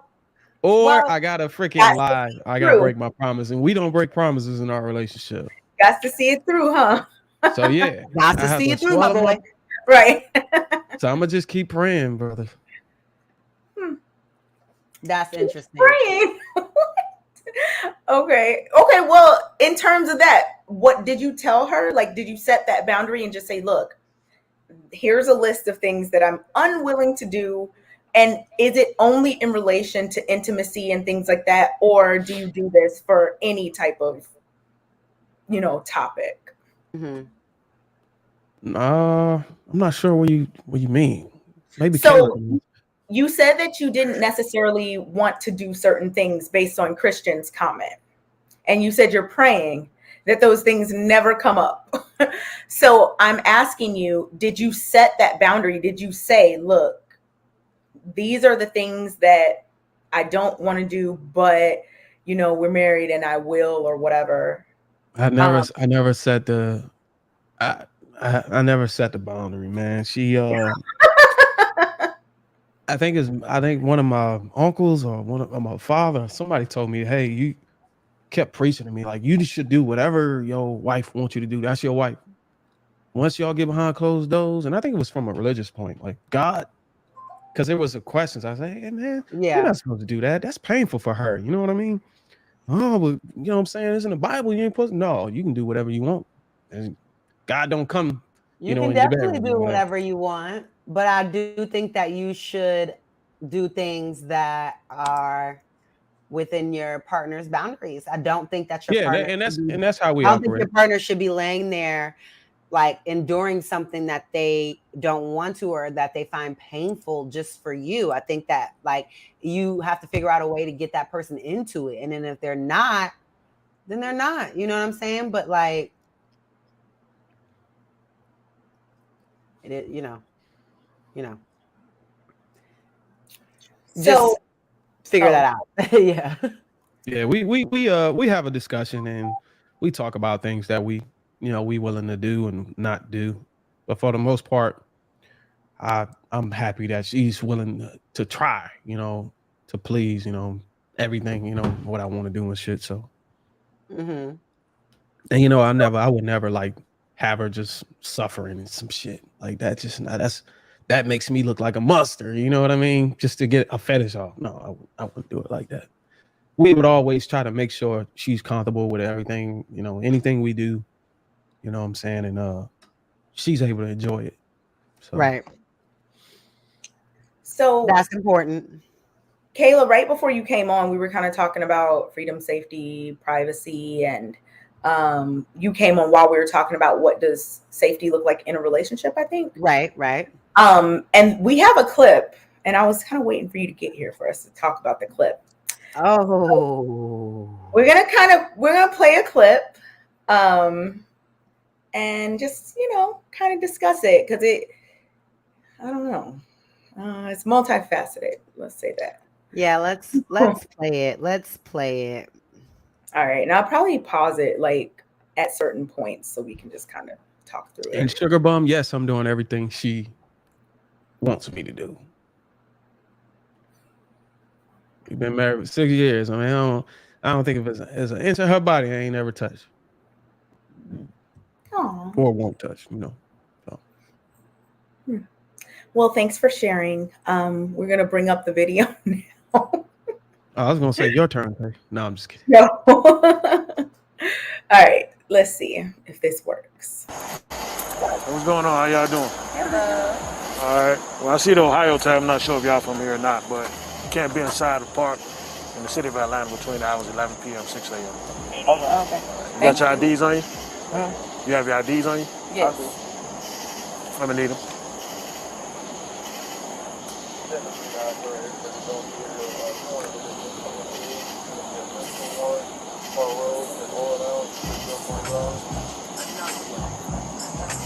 You have your ID now?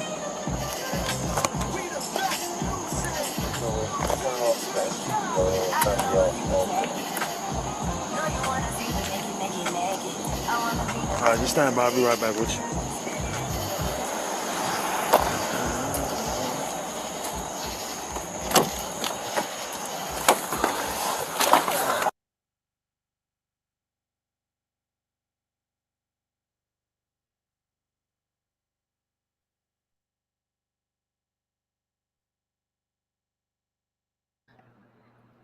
Should I skip past? Let me see what it was. I don't think they finished it. Yeah. Oh, here we go.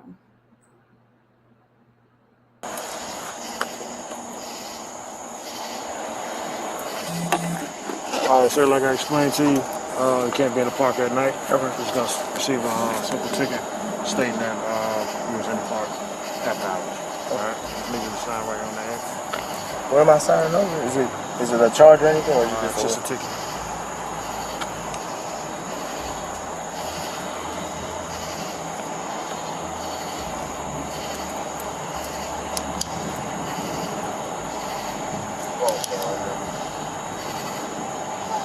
And I have to sign it? You can not sign it and go to jail. It's this one here. This one here, for sure. Going on with that,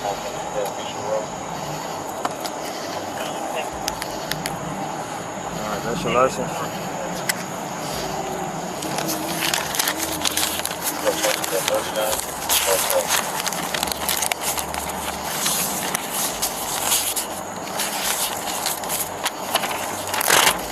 Copy of citation. Do you have any questions?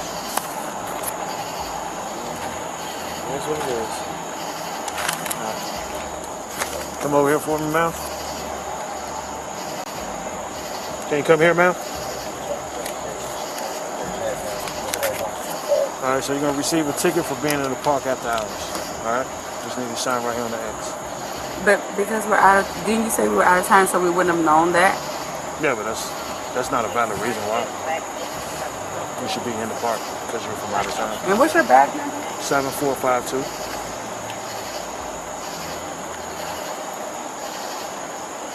And what's your name? Officer Brooks. What's your first name? I'm not gonna give you my first name. Okay, and I don't have to sign this, right? You do have to sign it. No, I don't. Okay. Well, like I explained to him, if you don't sign it, then you're gonna be physically taken to jail. Gotcha. So you refusing to sign? What's your name? Officer Brooks, 7452.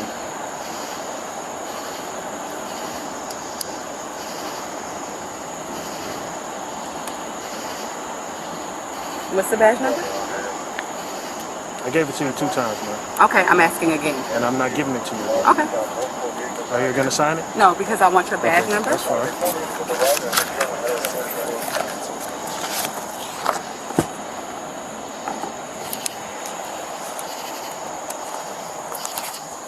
You want to put your hands behind your back for me? She got. Hey, listen, my man. She said she's not signing it. Put your hands behind your back. Sir, Ma'am. you're hurting me. Okay. I'm asking you to put your hands behind your back. Sir, Put your hands behind your back. Start me up, man. sir. Ma'am, put your hand behind your back. Can you, Come on. I need you to back up. I'm just saying. Like, I need you to back up. You don't need to touch her like that. She's not putting her hands She was- behind her she back. I'm asking a was question. asking for the I'm just all I'm doing is Put your asking hands a behind your question. back. Put your hands behind Mr. your You're Brooks. under arrest. Put your hands behind your back. I asked you to sign the ticket. You told me you're not signing it. But, sir, Put your hands I'm behind your back. asking you a question. Okay? I'm letting you know. I'm not going to ask you again. I'm going to forcibly put your hands behind your back. But, sir, Mr. Brooks, is this really necessary? Mr. Brooks, Hold on. Hey, listen, my She man. needs to Back put. up. She needs to put her. Let her. Can let I- her phone. Let her Okay, you can put your phone down. okay, Let her Mr. put, just gotta Brooks. give her a chance to. Oh Come my on, sir. God. Hold on. Put your hands behind your back.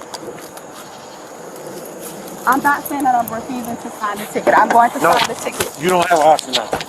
Because but I'm going to sign the ticket, Mr. Brooks. I'm going to sign the ticket. I'm going to sign the ticket. No, I'm not here to play games with you. I know, but I'm going to sign. So he goes on, she gets she's on the ground, she gets cuffed. Like, I think that's where the video ended when I saw the whole thing. I think the first part where she messed up, like, her man signed it. She should have just signed it. They could have went home. They could have fought it in court. Like, I think that sometimes, things become more complicated, especially in situations with the police. Like, your biggest concern should be getting home safely and then do what you have to do in court if you feel like something wrong happened. So yeah, like, especially when he signed it, she should have just signed it. And then they could have dealt with it later. Like, I ain't going to jail over a ticket. Like, I'm just not. It's not worth it to me. But yeah, what are y'all's thoughts on that? Hi, Mr. the Manic Genius. Hey, how you doing? Thank y'all for having me. Welcome. Yeah. Go ahead. You can start. You haven't All right. said anything. So I'll let y'all know. Like, I'm a complete idiot. So just take everything I say with a grain of salt. I'm just gonna keep it real. I'm gonna keep it 100. Honestly, man, she definitely should have signed that ticket. You know, it's just unnecessary. You know, the drama that she put herself through and refusing to sign. You know, I can understand her expecting a different outcome and thinking that her words, you know, would have, you know, a certain level of power to the authority. But, you know, if her man signed and, you know, she really doesn't have much of a grounds at that point. You know, he's already accepted the ticket willingly. So, yeah, there's really no other way you can like. And okay, so if there's a rule, because like in Chicago, there are absolutely rules, and the police will pull up on you. Usually they just say, you have to leave or whatever. But there are rules about how late you can be at the lakefront or just in certain places. Does anyone here think she had any ground to stand on in terms of how she was responding to what was happening? So I don't think that in terms of the whole ticket thing, I don't think she has a ground to stand on in terms of that. I do think that watching it, she was eventually going to sign the ticket even before he got hostile with her. But she should have signed the ticket. I think the main thing the issue that I have is that people are dying. And you are in the park with two people that don't live there. And then also in the state of Florida anyway, he would have in the state of Florida, if there wasn't an actual sign displaying the hours, sun up to dusk, whatever, legally, he can only give you a warning. He can't give you a citation unless he came and told you had to leave the park and you came back to the park. Or there was a sign saying what the hours of the park were and you still was at the park. But she said there was no signs and they were from out of town. So it's like, I don't understand why he needed to escalate the situation, because if we watched that video, it was only 60 seconds. Like, you are of service of the people. If she wants to ask questions, you know what I mean? Sometimes when somebody starts saying something, you trying to get to your phone, you trying to get to the notes or wherever it is that you're trying to write it. Literally, it was only 5 seconds that went by. It was just like he was more so along the lines of, I feel like just doing too much. Because it wasn't that serious. It really wasn't that serious. Like, why did it need to escalate to that point? That whole video was 60 seconds. So because she didn't do what you said in 5 seconds, like, yeah, you're the police, but you're not fucking God. Like, relax. She should be able to ask you your badge number, however number of times she needs it. And so she actually wrote it down. It wasn't super ridiculous how she was asking for it. Allowed her to get it. I think she would have signed the ticket and they all could have left. Like, he was acting like it was his kid. You know what I mean? Hey, bring me this. Do it when I say. Like, it's like that's not how you deal with people. Well, I want to work in service, meaning your job is to serve the community, to protect the community. This isn't a hostile situation. No one's in danger. Then I agree with that. Not just have a little bit of patience. You clearly are bored, sir. Because but that's the thing. There has to be real crime going on somewhere. You know what I mean? That's the thing, though. Like, hostile with. Like, that's all I'm saying. That's the thing. You're not going to win in this situation. Like, we know how things go. We know it's unfair sometimes. We know it doesn't make sense sometimes. Like I said, I've been at the lake, like, with friends or whatever, and the police have come and just been like, y'all got to get out of here, blah, blah, blah. And we just left. And it was no big deal. Yeah, but I've never had a cop be that impatient. Like, even in same situations, and whatever it's parties, disturbances, like, oh, y'all need to get out of here. People don't just start running.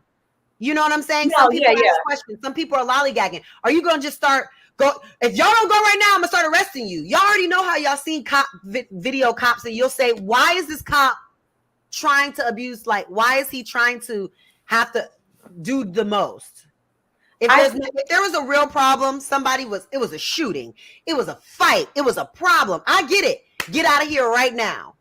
But like, was it really that serious? Like, I feel like he had something going on with him personally, because it was like 5 seconds and you're so impatient. What's your problem? See, and that's the thing. Like, that's why I said it should have been just fought in court. Like, especially what you said about like if there was a sign or not, or how were they supposed to know they're out of town, whatever. They could have probably got that all thrown out without her having to get pushed on the ground, cuffed, and taken into jail. Like, because it's on camera, him saying, you know, if you don't sign this, I am going to forcefully, you know, arrest you. He specifically said that. And then after she was like, no, I need your badge and all this, he started forcefully arresting her. And she's like, wait, no, now I'll sign it. She could have saved herself the trouble. My thing is, it's just not worth it. What's going to happen? Like, what? You're going to write me $100 ticket or whatever. And then I'm going to go to court and say, look, there are no signs posted or whatever the case may be, and hopefully get it thrown out. But even $100 to me isn't worth spending a night or even a few hours locked in any type of cell ever, unless it's something having to do with protecting my my hypothetical future children or something like that, or something about family, something like that. But something as simple as just sign it and go home, or go home. No, I agree with that. She should have done that. But I'm criticizing both of their behavior. No, I think he was. I get what you're saying along the lines of him. I mean, that whole video was 60 seconds. Like, imagine 60 seconds in real life. That's really fast. I think he probably felt quick. He probably felt that she was questioning or undermining his authority by asking for his badge number and his name, which made him feel away. But you have the right to ask for that. But he also has the right. I mean, I'm just saying, I'm not saying it's right or not, but he has the right. If he tells you, look, if you don't sign it, you're going to get arrested. She had a chance to sign it or not. That's a choice you make. And if she says, I'm not signing it, and he then does the thing that he already told her he was going to do I think it was extra? Because they shouldn't. I mean, just tell him go home, whatever. Right. Why is it even a problem? I know y'all from out of town. Y'all can't be here. Y'all need to leave right now. Like, I think really, did he need numbers on his quota list? Sometimes people do that. And because that's what it had to be. It was like, you know what, my shift almost over. I need to get one more ticket for my quota. Y'all taking too long, and I'm irritated, and you need to just do what I say when I say it. And I like, sir, maybe this isn't the profession for you, because you are in service. Yeah, it's just I know that it's fucked up, but this is the problem that people have with the police. I agree with that. Just like police officers feel like you cursing them out, that's not against the law. I don't have to respect you because you're a police officer. All I have to do is abide by the law. If I want to hold up a sign outside that said the police is full of shit, I can do that because we live in a free country. And I think that when people start acting like, oh, I can't say what I want to the police. If I just feel like it gets dangerous. And I feel like every single time things like this come up, people start jumping on the bandwagon and don't even see how Logic talks about this all the time, about how our freedoms are being impaired more and more and more. But you're not free to be somewhere that it's illegal to be past a certain time. That's what we were just talking about earlier. If there is a rule that you can't be somewhere, I can't be like, it's my freedom to be here. Now, I'm not saying that. I'm just saying in terms of communication, communicating. I agree with you. Communication wise, things could have been handled differently. It didn't even have to escalate on both of their ends. Told them to leave the park, but these quotas in the police department. But at the end of the day, and it's just how it is. At the end of the day, he's the one with the power to arrest, and you have to just weigh: is it worth it or not?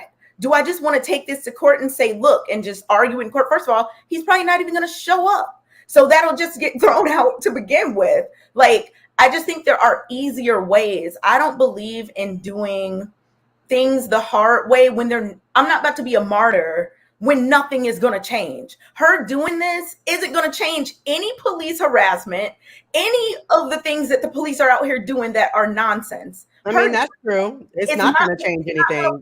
A dent in anything. So like being a martyr for no reason and trying to like sacrifice yourself because you have this, you know, belief and whatever. I don't think that's what she was thinking though. She looked, and I feel like we all were genuinely shocked.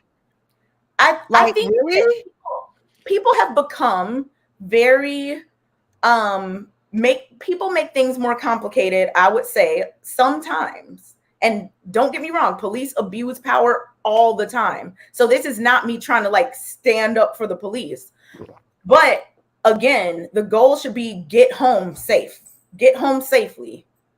Get home safely as quick as you can, because we don't know what kind of thing that policeman was going to do. He could have said he feared for his life. Anything could have happened. We've seen it happen. And my thing is, at the end of the day, I'm trying to get home. So it's messed up. Yeah, but that's why things are the way that they are, because there's already a system in place. The Fraternal Order of Police, they are where they are and they're doing what they're doing. And no matter how many times I ask for a badge number, the policy within that fraternal order is not going to change. The police are not out here reporting the quote unquote bad apples. It's not going to happen. They're still going to be doing things. There's a lot of other stuff that needs to happen first. So my first thought, if the police have me out of the car and doing all this, I am just going to take the ticket and say, all right, thanks you. Have a good night. Bye. And get out of there as soon as possible. Go to court and then explain my case. Because I get that. It's just like the police are always available for dumb shit like this. But when somebody's getting robbed, somebody's getting assaulted, it takes them 25 minutes to fucking show up. And I'm just sick of it. That's because police job is to protect property. They respond to crime. They don't prevent crime.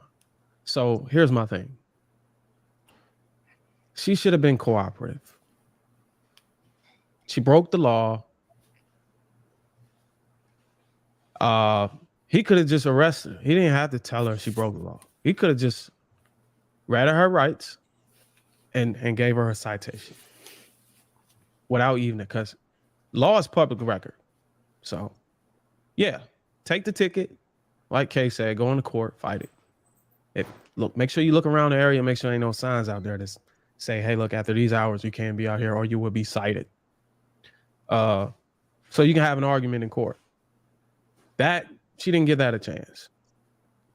The fact that she's seen her man, which is supposed to be the leader in her relationship, make a decision, she should have followed behind that. And that's what I keep preaching. Women trying to be masculine. I agree with that. I get it. You got to be masculine to climb the corporate ladder or whatever, but you don't know how to turn it off. And this is a perfect example of that. Your man is literally signing a ticket, but you feel like you too good to do that. And the sad thing about it, as soon as the cop gets aggressive, the first thing she do is tuck and try to run behind her man. That also speaks to putting her man in harm and an unsafe environment. And we just got to deal with it. And you know what he didn't say, shame on the brother, because he should have said, hey, look, shut the hell up, sign a ticket, we gonna get the fuck on, what about our business? But instead, he kept saying, hey, you don't have to be so he's setting her up, he's setting his own woman up for failure. So that's a beta male right there. That's a feminine mentality from a man. You should have been like, hey, look, hey, stay over there. I got this. We're going to sign a ticket. And whenever she came over there, whenever he told her to come over there, walk over the ticket, she said, get your ass over here, sign a ticket, and we're going to go home. We're going to talk about it.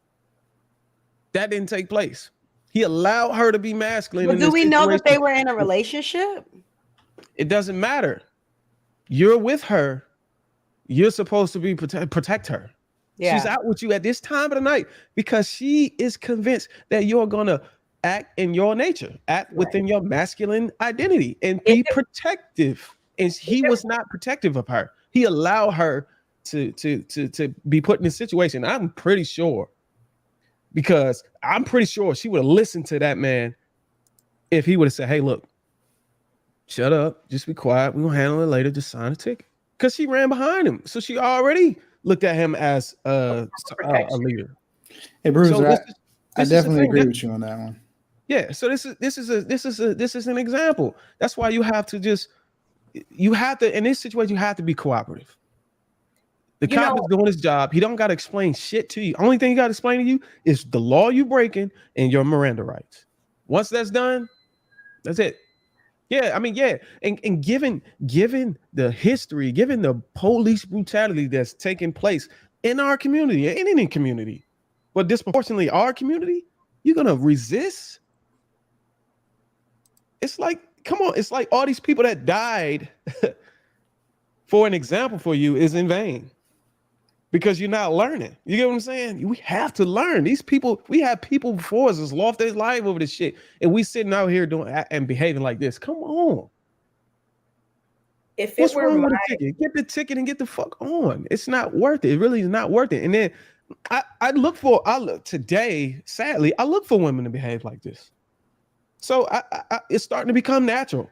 So we as men have to recognize this and just get in the way and be like, hey, look, I already know, and he looks like he known her, for some period. So you know how she's gonna behave. You got to get in front of that, brother.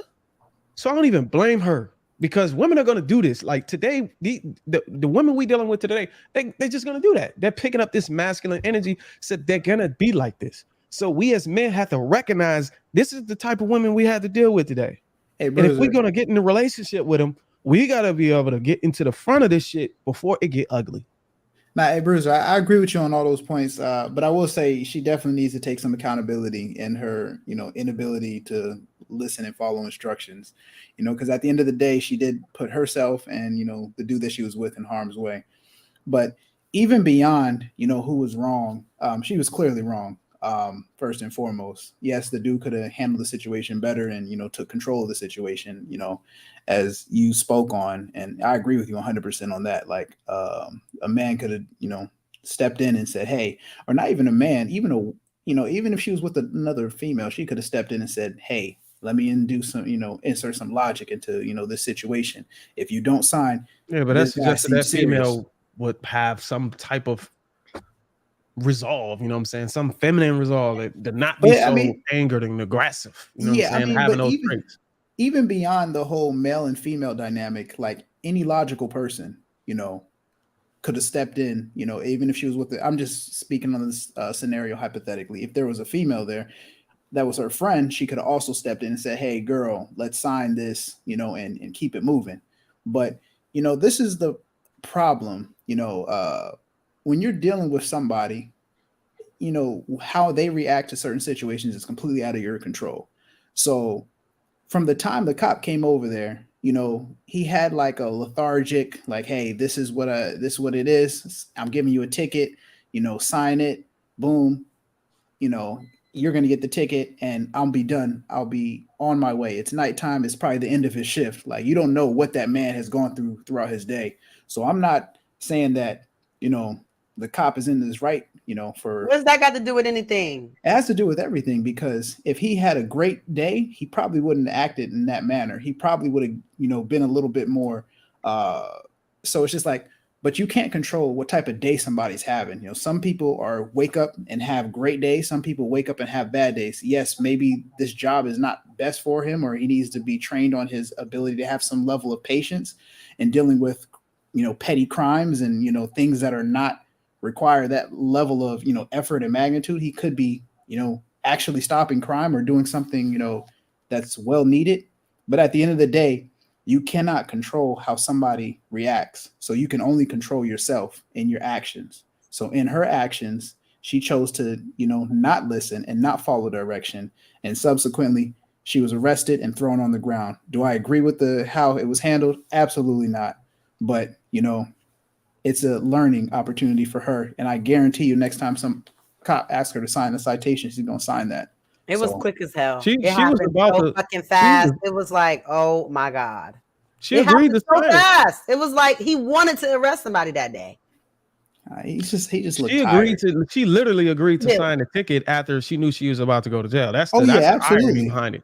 Yeah. But there's this book, and for the sake of people listening and trying to get educated, Yeah, take your chances all you want with the police, all you want. I've seen people Definitely get don't killed, so I'm not gonna do that. Don't take There's those even a book chances. by D.L. Hewley on Amazon and it's also on iBooks. How not to get shot. You know what I'm saying? It's funny as fuck, but it's true. So resist all you want, be uncooperative all you want, like you know the law.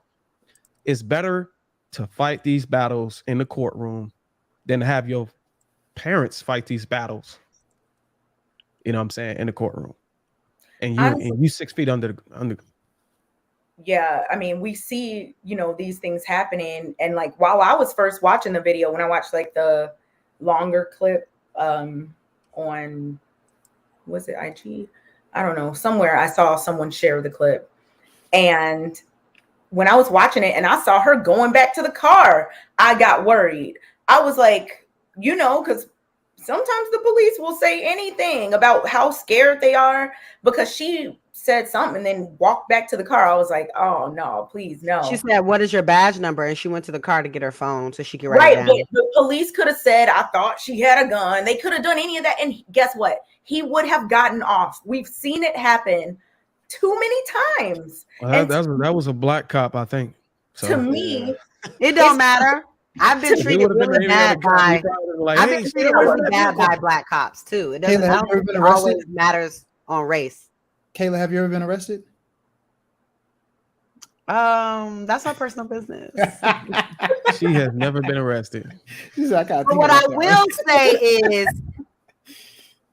hypothetically, if I was arrested, we're not talking about role play in the bedroom. No, that's not what I was gonna say. Hypothetically, if I was arrested, not that I can confirm or deny, all I'm saying is that it has something to do with a man. If you was arrested, it was to do with a man. Okay. Domestic violence. Stay away from Kayla, man. No, not domestically, but like me listening to a man's direction and leadership. Oh, and then he set you up to get arrested. Yeah, throw that in after the masculine and feminine. Not set me up, but he was just dumb. And so then he set you up. Just because you're a guy doesn't mean that you're smart and you know how to lead. Yeah, and I feel you. If you don't mind letting us know, if I would have went with my own instincts, that would have never happened. Exactly. If that did happen, if anything happened. Yeah, hypothetically in this cashing them bad checks scenario. No, real talk, 100%. I agree with you. I agree with you, Kayla. Hypothetically. Yeah, hypothetically. I mean, Bruiser, what you were saying about like how the man could have reacted and just been like, look, just sign it. We're gonna go home after this. That's his duty. That's his natural duty. Yeah, it wasn't big enough to make a big deal out of, But if it was something else, it just like is different, because I know you were saying in terms of you don't know the law, but 75% of cops don't know the law either. They just do whatever they want. They do illegal shit all the time that's not legal, and they just feel like they can do it because they're a police officer and they don't know the law. They train for like 3 months, 7, and then they get, and then they go out there with a gun and just start telling people what to do. They so do not like cops. Law. I think all cops should do 2 years of pre-law. That's what I think. I don't think you should be able to just become a cop in 8 months or whatever. They would have to increase that salary. I think that the requirements should be more than what they are. Just Yeah, I agree. I agree to some extent that the process should be different, because I was in the police academy back in 2010. Wait, Bruce, are you 12? Hold on, I gotta leave. No, I was in the academy. I didn't go through it with it becoming a police officer. How was that? It was really easy because I had just got out of the army, and the physical part, psychological part, all that was really similar. You know what I'm saying? It's just that now you're domestic. You know what I'm saying? So I guess you could say I was 12. I was 12 of the world, not just the United States. Wow. It was world police. But like to Kayla's point, safety, that's safety. Security forces. And then Kayla, I mean, no, what? Kayla didn't answer that. Like, what do you value more? Like, is it safety, privacy, or freedom? Put them in order. For me, I value freedom and then safety and then privacy. You have the same as Freedom, Bruce. sister. I believe freedom is the most important thing. It's a slippery slope. Okay. I do think that safety is very, very important. Everybody want to live in a safe place. And I think, privacy at the bottom, because like you having privacy might jeopardize the freedom and the safety. So that'll go at the bottom of the list. I got freedom, privacy, then safety. So all of y'all have the same. Wait, no. Wait, what was yours, Kay? I had safety, freedom, privacy. And so logic is now part of the soundboard. Like, how did that become a thing? I don't know. Who did that? JR is in the back doing something.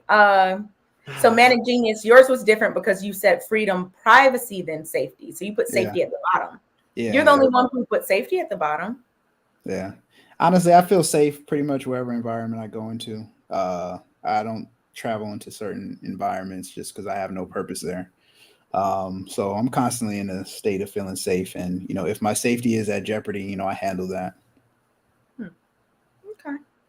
Okay. Well, I just feel like safety shouldn't be at the bottom because, and I'm sure You're Bruce can entitled to tell that you. opinion. I'm sure Bruiser can tell you, Mr. 12 of the world, that majority of the world really is not safe. Facts. It's really not safe. So I do value the safety that we have here. Mm-hmm. You can do whatever you want. As long as you ain't hurt nobody, pretty much you can do whatever you want. Yeah, we were talking about that. A lot of other countries, you can't even get on certain websites on your phone. You can't even wear like certain things. You can't be a certain place. I don't know. I just know that we have more safety in this country than most countries have. Yeah, you got to just watch, especially when you're traveling international. You got to know the. You should read up on what's going on in that country, in that city. You should read up politically what's going on in the country. Absolutely. And then what's going on in the city that you're going to, because honestly, I mean, people go missing every day. Yeah. So y'all don't think the law should bend for people who are unaware of it? Like, y'all don't think the Russian law should bend for Brittany Griner? Or Griner, my bad. You know what? Brittany Griner is her sex name. I don't even know if I want to get into this conversation. I saw it on Twitter. No, I'm just kidding. No, it's not. I don't know. Can we even talk about that? Can we talk about that? I don't know. I don't know if we have, because I have some feelings about, but I don't know. I don't want Russia to come for me, but like they just doing this because they mad. They mad. Big mad. They big mad. They big mad. They big mad. So you think it's gonna be a documentary that come out behind it? A documentary? You mean before or after the whenever she get home and hit her first about what happened and her experience there? For sure. But I don't think she's going to do the whole time. It's going to be a while before she comes, but at least her being sentenced. Now we know that we can start trying to negotiate some type of exchange. Yeah. I mean, this is the problem. We can't assume and expect a foreign country who we're like don't have the best relationships with, and that's just stretching the truth. To sympathize with how we conduct our law. So at the end of the day, she put herself in harm's way by traveling with the illegal not knowing the law. Not knowing the law. But I mean, it doesn't take a rocket scientist to think, hey, traveling international with a banned substance, which is banned in not just Russia, but a lot of countries overseas, it's probably not the brightest idea. Now, does it deserve 9 years? I don't believe so. But then again, I'm not a Russian judge, and I'm not part of the, Russian system that, makes that determination. And, you got the political climate. Like, if the situation was different in Ukraine and just the whole political environment was a lot different, I don't think this would even be a topic, or, she would have probably, got off with a lot less because, there's been, and I don't know how factual this is, but I did see something along the lines of, somebody else getting caught with, a larger amount and, it just being a matter of months before. Are you talking about that white lady? Yeah. So, I mean, I haven't fact checked that information. Was so that a white and black thing, or it's just it's just a wartime? I think it's I more of wonder a if timing thing. I wonder if she's sorry to interrupt. I wonder no, if she's traveled back and forth there many times. I wonder if she's traveled with it before many times. That's but why they we need a utilize documentary. this moment because they mad about everything that's going on with the Ukraine, the UN, and all of that. And so this time they decided they needed to find somebody to because they mad. They offered a trade. Because I just don't. She was going back and forth to Russia often. I just don't see her. This being the first time that she had it with her and had it on her. Yeah, that you're talking about that arms dealer man. I think his something like, about. Hey, we'll give you your athlete, your female athlete, for a legal arms trader. Female athlete. Why can't she just be an athlete? Hey, because she's a female. She is an athlete, and I think she's been smoking. I think she's been taking that with her, and I think that they just needed to do something, and that's what they did. I mean, I don't have sympathy. Like, I feel like it's a very unfortunate situation. Like, imagine you or someone like, and of course, I don't think it's a good idea to bring any drug that you don't have a prescription for. And even in that case, I would call ahead of time and be like, wait, I just don't think it's a good idea to bring hardly anything on an airplane anywhere. It's just too much risk. So I'm not like condoning any of that, but I think it's just an unfortunate situation because, man, I can't even imagine being in that situation. Now you're sitting here like a pawn in this political situation, waiting to see what's going to happen. Like, that has to be absolutely miserable. Yeah. I just think that I think the trade is unfair. Yeah. I think she looks healthy, though. There's no way. If I'm United States, I got nothing against. God bless her poor heart. I got nothing against her. I got nothing against, with it. But giving up the arms dealer who was arming, I'm assuming he was armoring terrorists. Giving up an arms dealer? Can we say somebody who got a weed charge? That's a really unfair trade. They were like, look, do you want her or not? So I don't know. They're not giving him up, bro. Can you imagine them giving? Can you imagine? I don't think they're going to give him up either. I think they're going to try to negotiate. Look, the Republicans are going to eat that up on Fox. You gave up an arms dealer that was funding terrorists for an athlete. I don't think that's going to happen. I do think that they're going to trade her for someone else. I don't think it's going to be that. They're going to have to listen. The United States ain't going to do that. That's too much heat, bro. You talking about an arms dealer that was arming terrorists, bro? Back on the streets. The man, I think his last name is Bout. Listen, I'm not trying to be sexist, but it's not like this is LeBron James or somebody that's bringing in like $1 billion revenue. All American lives matter. About Brittany Griner. Wait a minute. Wait, Bruiser. Wait. So your argument that you just gave, nice glass. Nice glass. I cannot believe y'all. You just said, it's nice glass. Bruiser, you just what went if in. It was your ass, God damn it. He said it's not unfair. I mean, he said it's not fair. The trade is not fair. So are you saying it would be a fair trade if it were LeBron James? Hey, nice glass made a funny comment. Hold on. He said, "Don't say Bruiser." What's the answer to that question? Nice would it be a fair trade? Negotiate. Can I read this comment? Or can you wait, just real quick. We will. But Bruiser, are you saying that it'll be a fair trade if it were LeBron James for the arms dealer? Yeah. What? LeBron James would have been home. So you think it would be a fair trade? I'll go this far. You wouldn't even know LeBron James got arrested in the airport. That shit would have been classified. That's a hit on his legacy. What do you mean? What? LeBron? Oh, that's not true. No, the reason I'm asking the reason I'm asking is because your reasoning behind why it was unfair. You were like, they're fun. He's arming terrorists. You were saying all types of stuff, which I don't know. But like you were saying that like it was a real, safety concern, like national security situation. Yeah. And now you're like, well, if it's LeBron, who cares? That's what okay. So you got to compare. You got to compare. Like really quickly. Yeah. Let me just make the point. This arms dealer is arming terrorists that could kill people. But for LeBron, it's all worth it. Yeah, because LeBron is actually got programs and all this bringing kind of happiness, shit. is bringing joy. That's at risk. I'm joking. If I'm using the right term, that are at risk and saving lives at the same time. So it balances out. You get what I'm saying? The Bruiser's just trolling, man.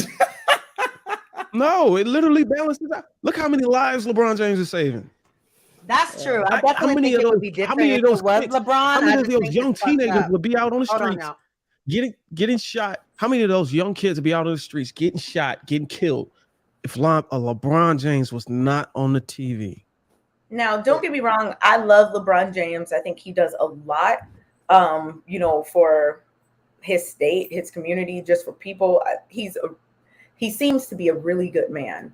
I was just asking you due to your own reasoning about why it was an unfair trade. But thank you for explaining your position. I mean, I'm not even really gonna speak on it. But you genuinely agree, right? If it was LeBron James, he would have been home. Hey, Bruce. You know what? Somebody does agree with you. Oh my God! The reason I'm not going to speak on it is because I don't know enough about Victor Bout. Like, I'll just be honest. I don't know enough about this Russian arms dealer. I don't know. All I know is his name and that he is in jail. He is in prison currently. And he's the one they're talking about trading and whatnot. But I don't know the extent of his crimes. I don't know much about what he did. So I'm not going to speak on it in that way because I don't have enough information. Y'all think LeBron James would be in prison right now? Y'all are stupid. Hey, Bruiser. There's somebody who agrees with you. Nice Glass wrote, imagine negotiating with the terrorist for a WNBA player. That's what I'm saying. Like if that was going to happen, and we might have to come back to this video if it does happen, Mark, and I'm wrong. That's not going to happen. It would have already happened. Honestly, I don't think it's just because it's LeBron James. I think that, there's so many factors, to play in this. Like, of course, LeBron James has a bigger PR team, and he would have got a different level of treatment. At the end of the day, Brittany Griner was traveling by herself. It was in her bag. If LeBron James were ever to, travel to Russia for whatever reason and, have whatever the pin or whatnot, he'll have somebody else carrying that. Like, that's just basic. When you make it to a certain level, you mitigate your risks. And, LeBron James has absolutely made it to that level where his risk mitigation, he's not traveling with anything, that could possibly get him in trouble. One of his entourage, team, hypothetically, would take that charge for him. Yeah. Yeah. So I think other countries that have gained so much revenue off of LeBron James and just Nike, period. Other countries would have came into the playbook and said, "Hey, look, we'll offer you somebody from here." Like China would have been like, "Yo, what?" Okay, so Bruiser, you're saying a trade package. Bruiser, you're just saying this. Like, look, you can have one of our nukes. You can have one of our nukes if you want. Situation. Just give us LeBron back. Wow. All right. Well, people in the chat weigh in on that. Like I said, I don't have enough information about the arms dealer. So moving on to the next topic and the final topic, unless there's another one, which maybe there will. Okay. All right. I was just gonna say if Kayla wants to do it. All right. So last topic. Is compromise necessary in all relationships? So this question, all relationships, not every romantic relationship, but every type of relationship, from family to friends to romance. So think of it from that lens when you're answering. Is compromise necessary in all different types of relationships? Who wants to start? I'll take this one if nobody wants to get it. Go ahead. Mine will be short and sweet. Absolutely. There's compromise in all relationships, and friends, family, romantic, because I value time and my energy. So if I have a friend who needs to reach out to me to ask me a question, like I had a friend call me, matter of fact, today, and he was thinking about getting that new EQS Mercedes Benz, and I took time out of my day and energy out of my day to tell him that don't get it. It's $130,000 electric vehicle that that money can be put to better use based on if you looking from a financial standpoint, like that could be an investment rather than I know he had the bread to get it, but it's just like, hey, you haven't made it to a certain point that I understand in his values and what he aligns with and what he's looking for his future. So I advised him not to get that car. But that was time and energy out of my day that we had a genuine conversation, and the compromise was me compromising my time and energy. Okay. That was cute. Thank you.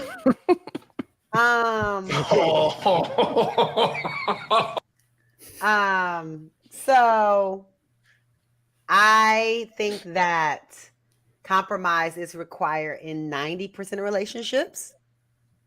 However, parent to child relationships, I just don't agree. But when it comes to family, friends, romantically, siblings, whatever it may be, definitely. You just have to, because y'all just not the same. Y'all have different views. We have to find a place in the middle. We have different likes, different interests, whatever it may be. We have to find a place in the middle. There's things that, that make them happy that don't make you, but you still go because you care about them, and they do the same for you. But when it's a parent and a child, for me, there's to a certain age where there's like no compromise with me.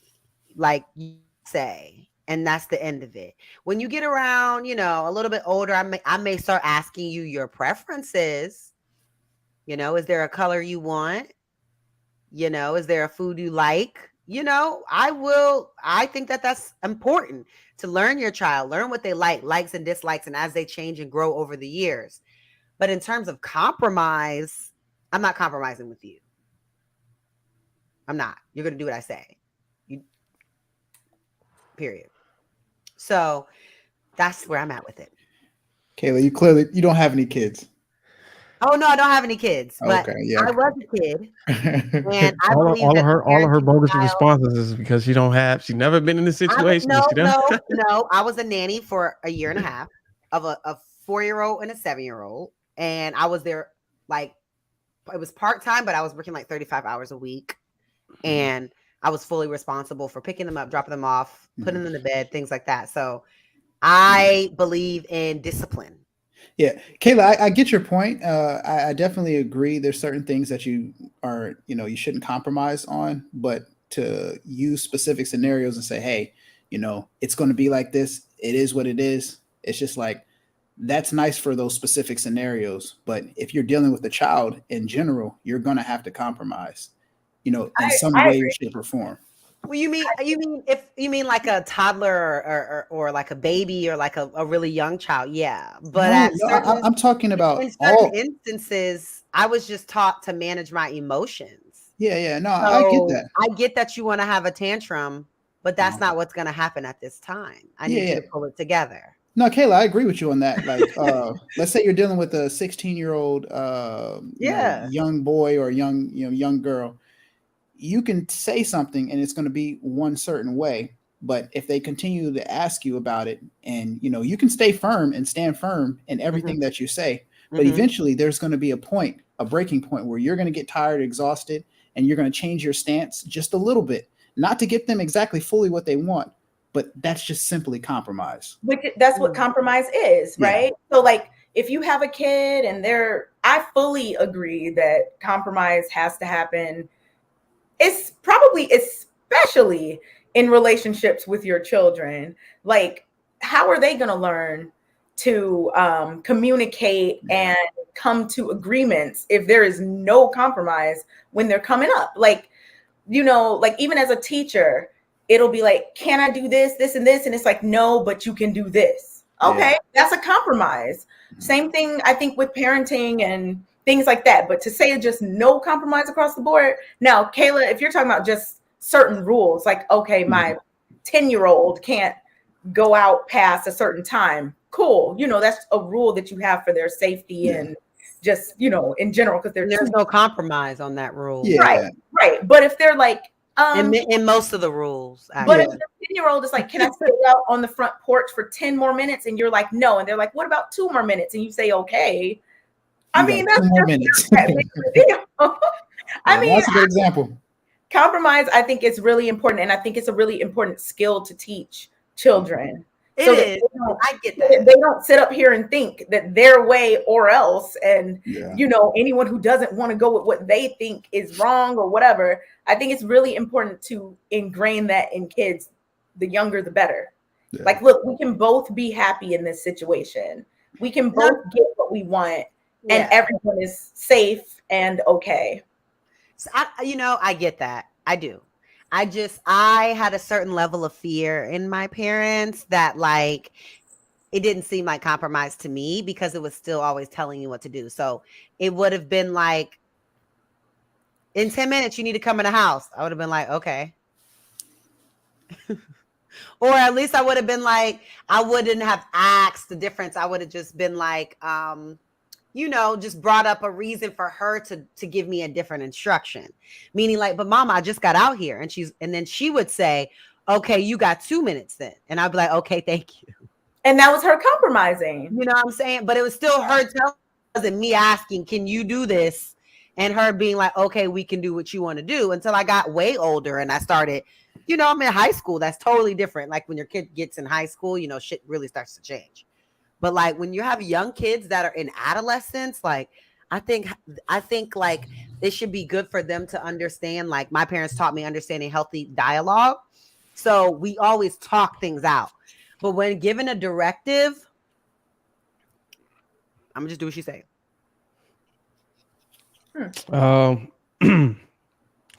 Is compromise necessary in all relationships? All relationships? Work? Yes. Yes. Because business, makes changes that are, in the best interest of the company's goals. So in order to stay employed, affiliated, partner, etc., you'll need to, adjust according to those demands. Friends? Yeah. For example, when I was younger, my best friend got married, and we weren't able to hang out like we used to because he had responsibilities. We spoke about it, and decided, if we, if I can deal with the new changes, we could still be cool and hang out and shit. But if I can't, then there's that. Significant other? I'd say I'm on the fence. If it's something medically impacting the relationship that warrants a compromise, then I'm all in. But for people listening, for the sake of people listening and the sake of radio, and unsure how to go about compromise in relationships, before making anything official, make sure you have a conversation that identifies, one, who you are going to be in a relationship. What role you're going to play. What role are you going to take on? And 3, the deal breakers. The deal breakers from both ends. Say doing that, will not only allow you to have a understanding of what you're getting into, but additionally, it will lock in behaviors, expectations, and set the tone for a potential marriage in the future. So, I mean, I think that what you said about, certain things are up for compromise, right? But certain things, might not be. And I think that goes back to our conversation about boundaries and things like that. Like there are some things people are willing to compromise on, you know, what are we going to eat tonight? And, or what school do you want the kids to go to, or whatever, you know, even from small decisions to larger ones. But there are some things that people are not going to compromise on. Like maybe they have a specific religion. They're not going to be like, well, you know, we'll meet halfway. No, they're just going to say, all right, I'm going to do my religion and you're going to do yours. And that would be fair. Like if you meet a person, we talked about this last week. But Bruiser, I know you said that you're going to convert, or not going to, because that was hypothetical because you're married. But you said you would have to convert any woman who wanted to be with you to whatever religion you were in. Remember? I would say I would on the line of those a little bit too harsh with it, but I was saying I wouldn't marry a woman who's not willing to conform to, you know, what I have going. You know what I'm saying? My So religion, you wouldn't compromise in that situation. No, I just don't think. It may work, but I just don't believe it would work out if we had different spiritual, you know, traditions and spiritual beliefs. If our spirits are not aligned with each other, I don't know. I really don't understand how that can work. Maybe I need to be shown an example, or I may need to speak to a couple who are able to do that. But I feel like if you got two different blueprints to how life is supposed to be carried out, and tradition and belief, I think it'll be some conflict with that. So Interesting. No, I'm gonna let you have it. I think I got a W for the first time on this show.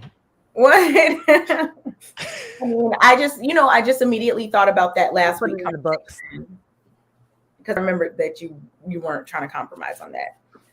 Lioness in the chat, who is always supporting, thank you very much, Lioness, said that she changed her religion for her husband. Lioness, if you're comfortable sharing, can you put in the chat what religion you were and what religion you changed to? Only if you're comfortable sharing.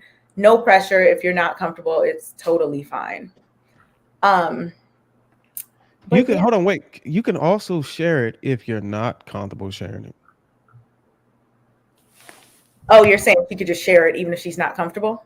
Yeah, if she wants to, if she will. I mean, I've shared stuff that goes without saying. Well, all of it actually goes but without you saying. said it though. You said it goes without saying, but you said it. All of it goes without saying, but you know, share it if you're comfortable. Don't if you're not. I always just say that for certain things. Oh, that was my sleep bell. Red pill message. That means it's time for bed. You heard that little sound? That means go to bed. A woman. Good night. A woman should be the first to conform to her husband's traditions. Here we go. You know what? That's not gonna work. We're gonna have to incorporate some certain things around here. There are things that me and my family have traditionally done at Christmas every year. And if Christmas this year is at my mama's house instead of your mama's house, then that's what the fuck we're doing. And then next Christmas when we're at your mama's house, we can do your family customs. But to think that we're doing Christmas at my folks and we're not going to be participating in my family customs or traditions, you wildin'. That don't even make sense. Come on. No, I did not say compromise. Kayla, do you have like a list of things that you talk about? Because it seems you have a few things that you're not willing to bend on. So do you talk about all the things you don't want to bend on before a relationship gets serious? Absolutely not. Because I've never had an issue. I've never had an issue with that. Anybody I've dated has felt like what I just said makes plenty of sense. Okay. So you're picking. Never have to talk about this because they want to make space for my customs and I want to make space for theirs. And I want it to go together. They're not looking at me like, your family customs, those are done. You're my wife now. Here we go. Like, come on. Like, it's just too much. Like, okay. So basically you kind of get the vibe already from how open-minded they are, or how they want to know my family customs and I want to know theirs. Like, what does your grandma do at Thanksgiving? What does your grandma do at Christmas? Like, that's cool. I want to know. And I want you to want to know, are you really interested in me or not? Like, you just want to tell me what to do. You don't give a fuck about Nothing. I got going on over here, huh? I think the conversation You wouldn't just be want to say, so. wipe that shit clean. We doing what I want to do. Like, okay. I think if a man is supposed to lead to protect his wife, he should have a decision on that Everything, part. or just a So- wait? What part is it Yeah, what part? specifically? What part? Your family traditions. On So you mean everything? the On ones every? that you mean the ones at y'all house? You don't think that she should When she you go don't think out, that it should be a when she go out, combination of her family customs as well? Like we saying like Christmas or Labor Day or something like that. appreciate that, Manny Genius. Appreciate the $10. Yeah, but when she go out to other homes and stuff, she's obviously, go ahead and practice your religion. Even my kids, like if I don't believe in Christianity, I'm gonna allow my kids to participate in the Easter egg hunt and Santa Claus and reindeer. Every Go single ahead. When you come home, I'm Santa Claus, motherfucker. every I'm single the year one coming down the chimney. every year at school, that's a thing, like with Halloween. Like there are, parents who are religious that don't believe in celebrating Halloween, but they want their children to have the experience of Halloween, like, candy and dressing up and all that. So they let them, like, even if they don't believe that Santa Claus is real.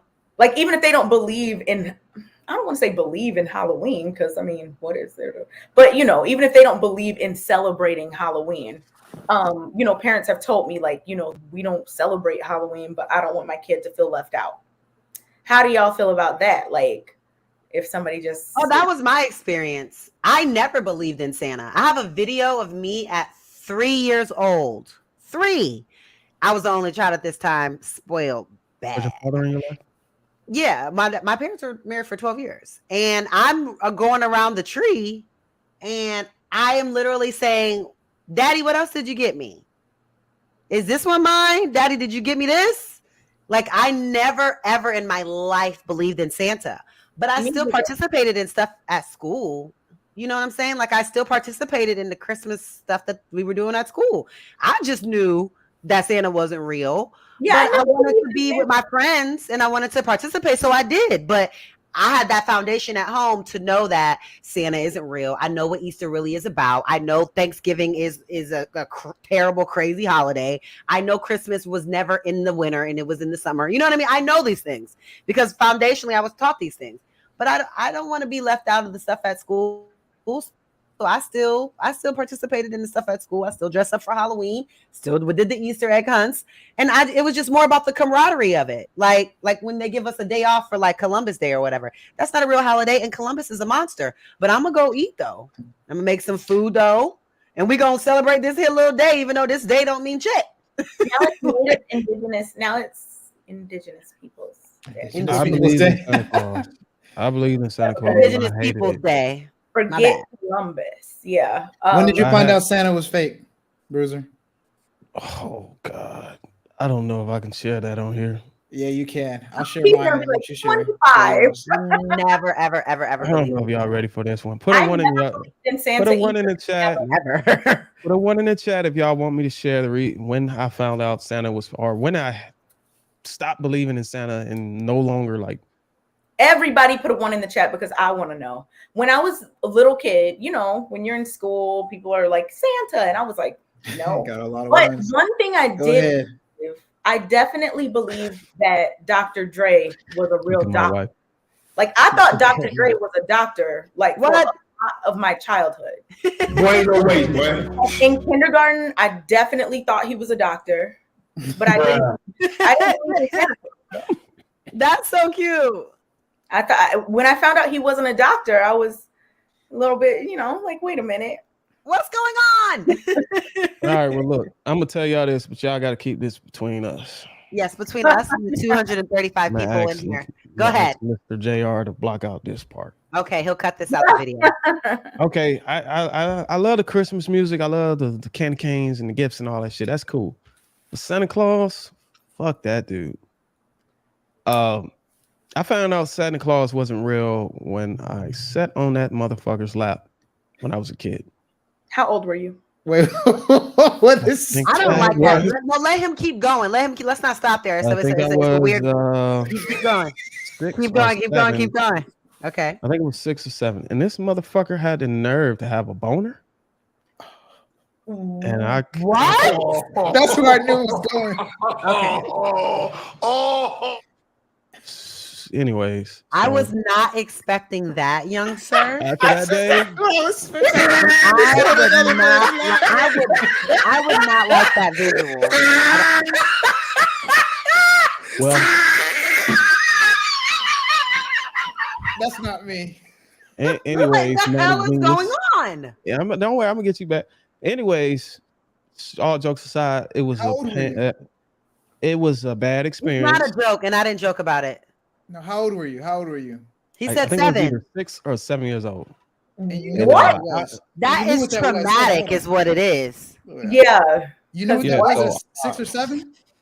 Huh? Yeah. So never again. And I think I got a trauma. I think I'm traumatized. I think I don't want my son sitting on no man's laps. I don't disagree with you. I think in some malls they got to put like a pillow right there or some shit.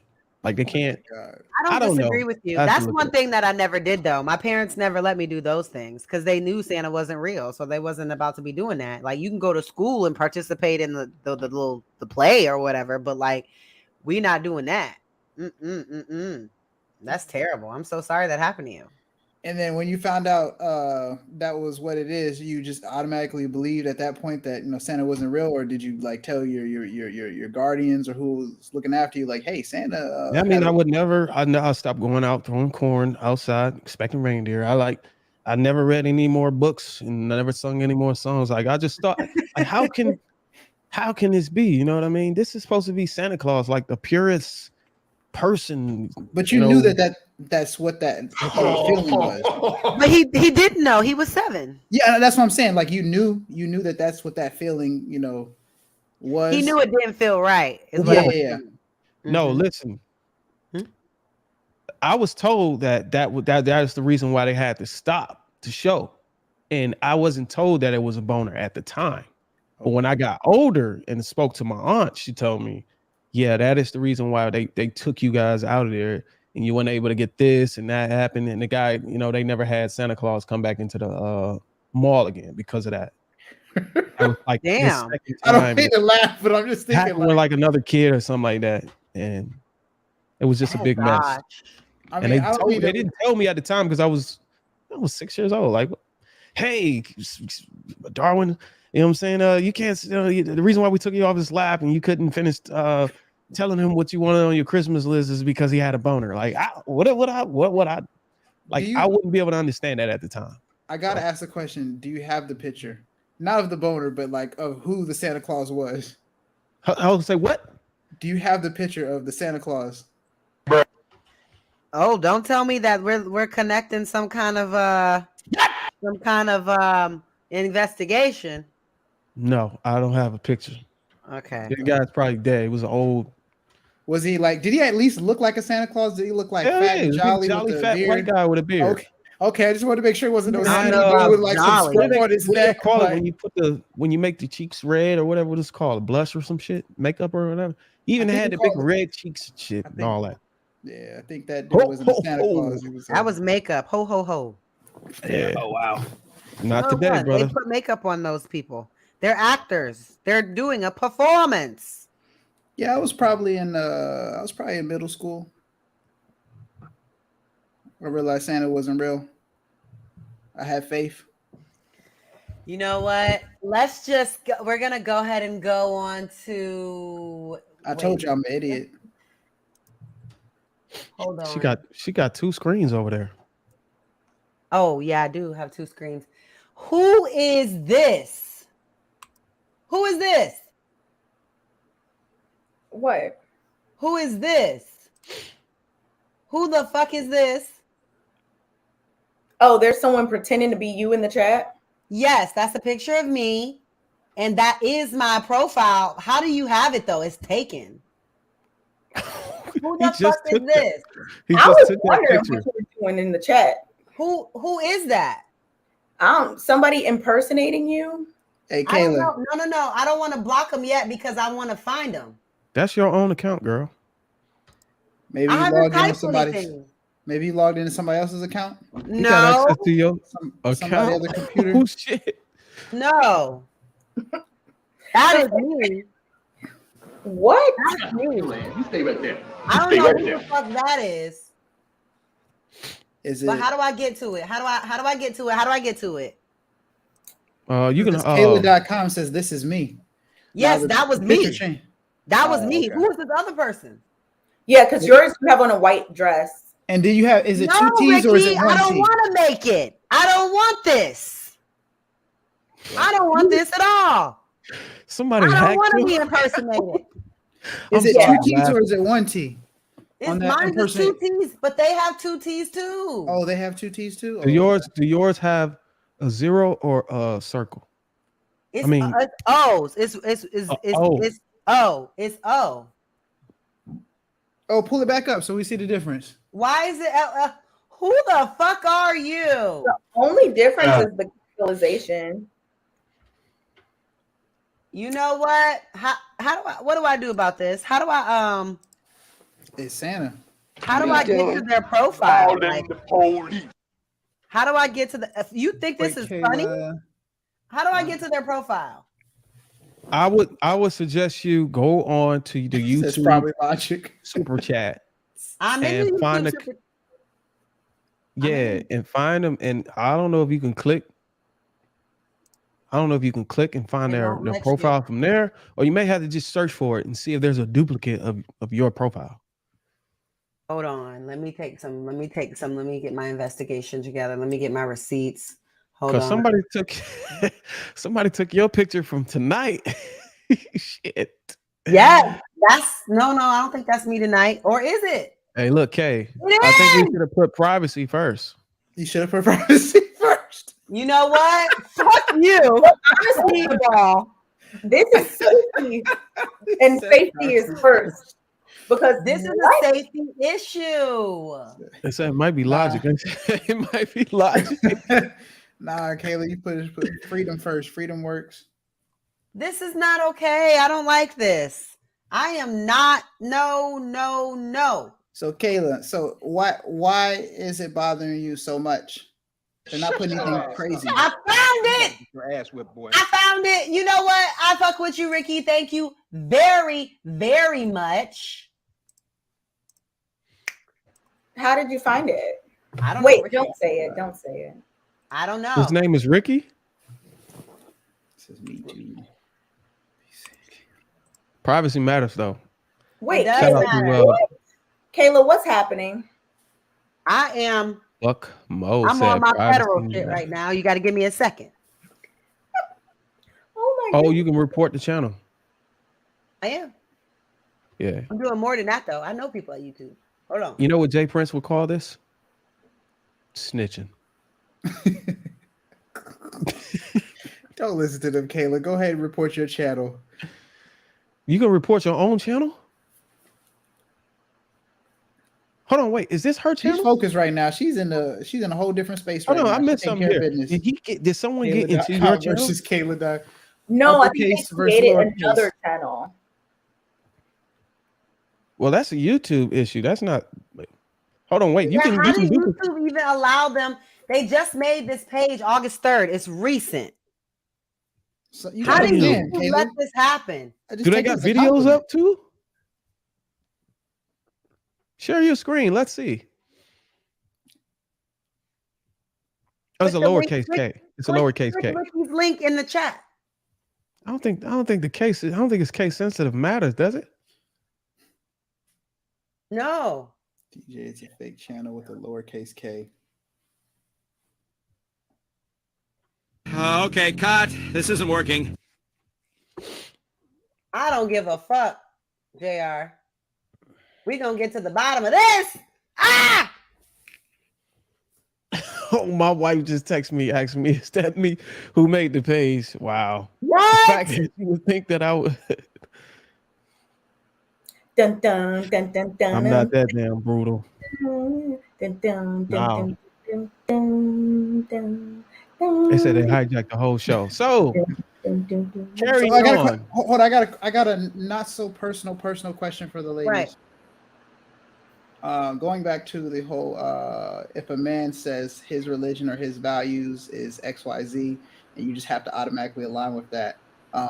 And y'all like personal, I mean, y'all experience, you know, Kay when you were single, and Kayla dealing with men now. Um, do you feel that is it the majority or the minority that men come into a relationship nowadays and, you know, want to dictate every aspect of it due to, you know, masculinity? I don't find that. Okay. I don't find that. Not with most like regular average men. Uh-huh. I do find that with men of a little more wealth, that is how it can be. It's like really honestly their way or the highway. But with the everyday guys that I'm dating that are making like 100K, 75, you know, 150, like regular men, like they understand that, like they want to know your preferences. They want to know what you like. They want to know, you know what I mean? Okay. Yeah. I think it's all. I think it's all about how big your bag is. If your bag is big enough, she'll change her face for you. Yeah. I asked the question because you know, just in the space, I hear it so often. You know, men, you know, stating that, hey, women have to do XYZ. This is, you know, if a woman doesn't do this, then they're masculine women. So I just wanted to know, based off of the two women on the panel, y'all real life experience, are you running into guys in real life that have that, you know, hard stance on what they feel is masculine and feminine energy? Oh, that's a hell of a question, bro. You know, Break that down. just in my observation, I would not say that the majority of men, you know, in general, like in my observation, I wouldn't say the majority of men act like that. Like even in terms of, you know, relationships that friends are in, or, you know, men that I know or coworkers. Like I just don't think the majority of men are like that in America in 2022. I think things are different than they might have been before. And I think that especially now when most households where there is a couple living that both people are working, like things are just a little bit different. So I wouldn't say it's the majority, but some. Yeah. And so with it being more or less the minority, or not to say that it's rare, but with it more or less being the minority, when you were single, and Kayla, when you do run across or come across men who are like, hey, it's solely my way or the highway, and let's say that they don't completely they're not multimillionaires, they're just on the average type of playing field of men you date, you know, 75K to 100K to 150K, those type of men. If you were to run into a man who has that ideology of it's solely masculine energy to follow exactly what I say, do you even entertain that when you have men who are, you know, more or less open to finding out your personal preferences?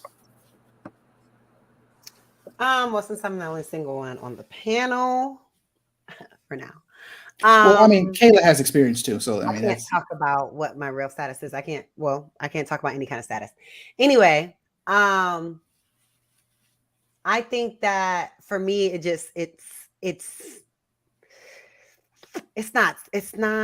probably isn't a match. I do like there to be a little bit of catering on the male's part at the beginning. Like if you're courting me and there isn't any kind of like trying to impress me, trying to do things I like, you know what I mean? Trying to see if we're compatible and doing similar things together. It probably won't work for me if every single thing we do is what you want to do and how you want to do it and when you want to do it, and you don't even ask me a thing. I'm kind of like, you know what I mean? I don't know if you're my type. I think I miscommunicated the question. More or less, I was asking because a guy who has, you know, his stuff together, and let's say, you know, he wants things his way, doesn't necessarily mean that, you know, he's not going to cater towards you. Like I'm not saying that he doesn't listen to your opinion at all, but it's just like he moves in a space of like, hey, it's my way or the highway. However, I know that you like these things, so I'm going to do these things, but it's not up for debate. It's just more or less, my masculine energy, and I use the word loosely because, everybody has their own take on what masculine energy is. So I'm just saying, would you, or do you prefer guys who operate from the standpoint of, it's my decision and you're kind of more or less in my world, and it's not necessarily a bad world, but it's my decision and it's my world? Or do you prefer the guys who are more or less, hey, what do you feel about this XYZ? We can make the decision together.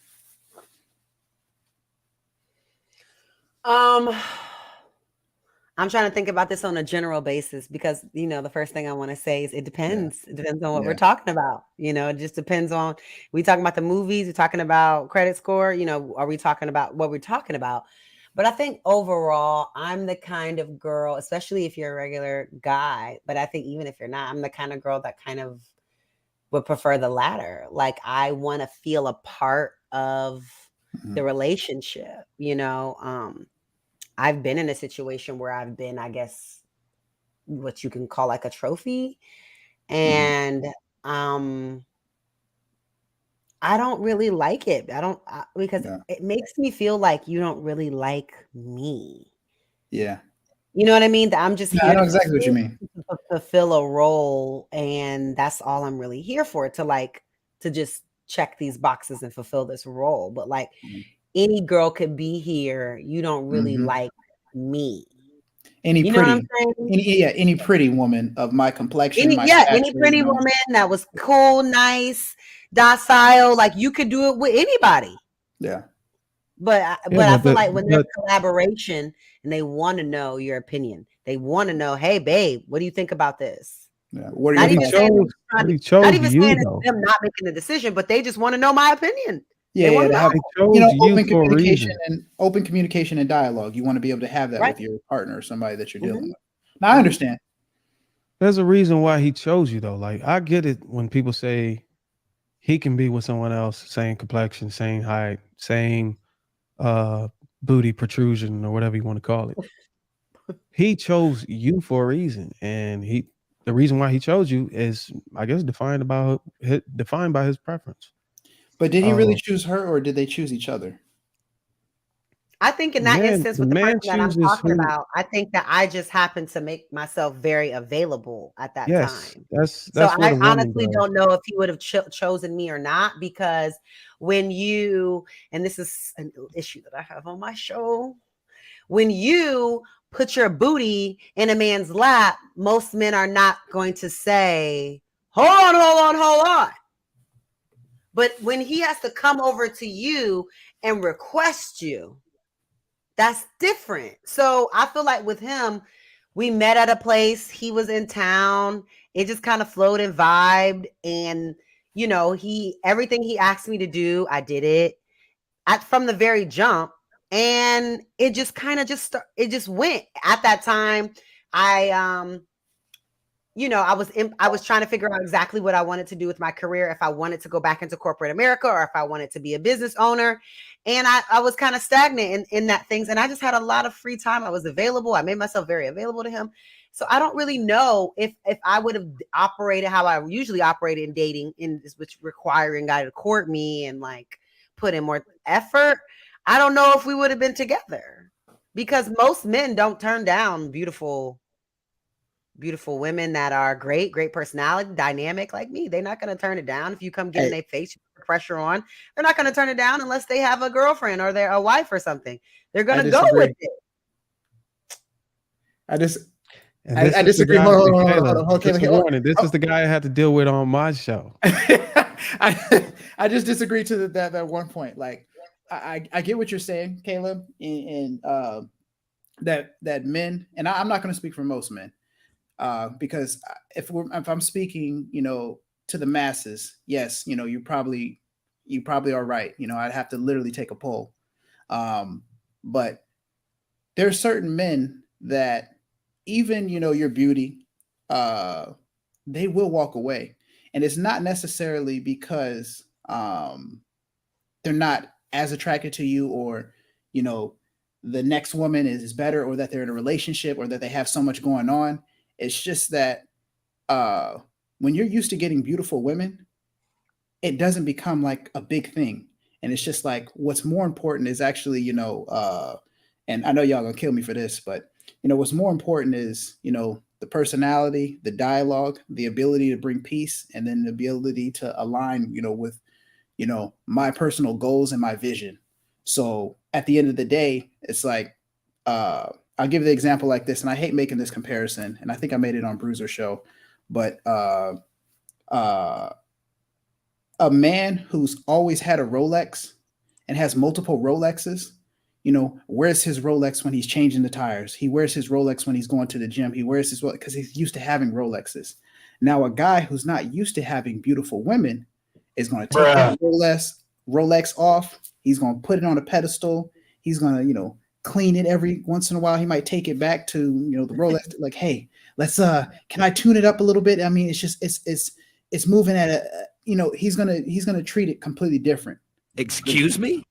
But a guy who's used to constantly having beautiful women, it's like beautiful women aren't even a thing anymore. It's just a matter of like, hey, you want a guy like that, like we just want peace. We want somebody I'll take a chick that's less attractive and doesn't. They want to go along to get along. They want someone that's going to allow them to do whatever they want. And that's usually who they choose. That's why people like Crystal, Neo's wife, I be looking at them like, girl, what are you doing? Go sit down somewhere. You knew what you was getting yourself into. What do you mean by do whatever they want? Do whatever they want. Like, are you talking about stepping out and stuff like that? And I mean, in general. No. I'm not saying that. In general, it could be anything. It could literally be anything from how y'all do something, where y'all go, what y'all eat, to vacations, to it could be anything. They just want, at the end of the day, for whatever they say, to go, and you'd be like, okay, baby. You know what I mean? Regardless of your own feelings and emotions. But I just think, again, those are type of men that choose women based on their role. They don't really like women. Like, they don't have real friendships with women. They choose women based on their role, what they can do for them, or their ability to dominate over them, not for their character or who they are as a person in their own substance. Most men don't care about that. They don't. I don't give a fuck. I mean, I think there's levels to it. Because I hear what you're saying, Kayla, and I do agree with you on that point. I think that, some men are going to sit up there and be like, hey, if she has this body, she's got this face, she's got, the physical stuff that I want and need, like, I'm going to put it on a pedestal and I'm just going to figure out how I can fit in there. There's some guys that are like that, but it's just like, those are the guys who are not used to getting women of that caliber. So they're going to go above and beyond. But a guy who's used to getting women of that caliber is not going to look at it as like, oh my God. You're absolutely right. The Rolex comment was the perfect one. I can tell you that much too. The men that I know that like have been making 100K a few years, they're able to start acquiring stuff and build it up. They treat certain things way nicer than the men I've been around that have they can have on $900 shoes and just throw them shits off right at the door and I give a fuck about them. Yeah. Versus like guys who had to budget to get these shoes. Even if it was one paycheck, they had to budget to get these shoes. They more so pick them up and they take them in the room and they put them in their place. You know what I'm saying? So that's just my experience. Yeah. But I agree with you. Yeah. Hey, look at that. We're all agreeing. See, Bruiser, I'm not so bad. Yeah, see the thing about you don't know about Manic Genius. Let's drop the link, okay? Get some people in here because this is not going to be a super long night. Tomorrow is a big day for both me and Kay. We have awesome things going on. I wish I could update you guys. Huh? What you got going on, Kayla? Tomorrow. I'm gonna be on a big YouTubers podcast tomorrow. Okay, so congrats. Wait into that. And then Kayla has her first day. Yes. Kayla has her first day. Kay has her first day of school tomorrow for back to work. Are you gonna be on Fresh and Fit? So no, I would never go on there. Yeah, It would have she's to not the be fresh and fit some. type. It would have to be some good money. It would have to be some good money or something crazy to make me want to do that. Mm-hmm. So the YouTuber, what time is it? A live or is it is it just a I showing? cannot provide details. All I'm saying Okay. is though, You got a big day. Okay, you'll probably drop the link on your page, or when it's ready to be I released to will the drop public. the content as soon as it's available. I'll drop the content, Got you. and there's a lot of other things coming up after that. Exciting, and I really am excited for Kay, her first day back with the kids. The kids are back in school, so shout out to all the parents out there who are so excited and relieved to the gods that these kids are going back to school. I heard that these parents are about to go broke with these summer stomachs. And I do think that I know most parents can appreciate when the kids go back to school and no more summer stomachs. So that's good, right? Yeah. I don't know. Every parent of moms I know keep complaining about the summer stomachs. It's just like, you didn't eat this much when you were in school. Now that it's the summertime, every 5 minutes you want a snack. You want something to eat. You want something to snack on. No. Well, let's see. Who's coming on up? Well, I gotta let you know, Kayla. AI Matrix says Fresh Fit will pay. They will pay? Okay, we'll send them my way. I will consider it, but it's gonna have to be some good money because some of the things I've seen on that show have me a little bit leery if it will be good for my brand. I don't think all exposure is good exposure. So we'll I see. mean, it would be good for your brand because if you can make sense out of what you want to talk about and defend yourself well on there, unlike a lot of those females, you could boost your popularity and you can drag some of those numbers onto your show. You just got to know how to do it. You got to come up with a strategy. You know how they got. You know they're going to be on some red pill talking points. You know that's going to come. Red pill talking points, and I'm like right prior to the Atlanta show. With the Atlanta show, I was really like I was getting really tired of the red pill stuff. You know what I mean? So it's yeah, just so you know, Mag Jeans is more hard. like a blue pill. And I'm who? Mag Genius is blue pill for sure. Oh, Man of Genius. Yeah, you know what? I'm seeing if there's in the a pill in the middle, saying, I will give him that. I'm seeing someone in the comments saying, Kayla, don't do it. They hate dark skinned women. You know how I feel about that, Bruiser.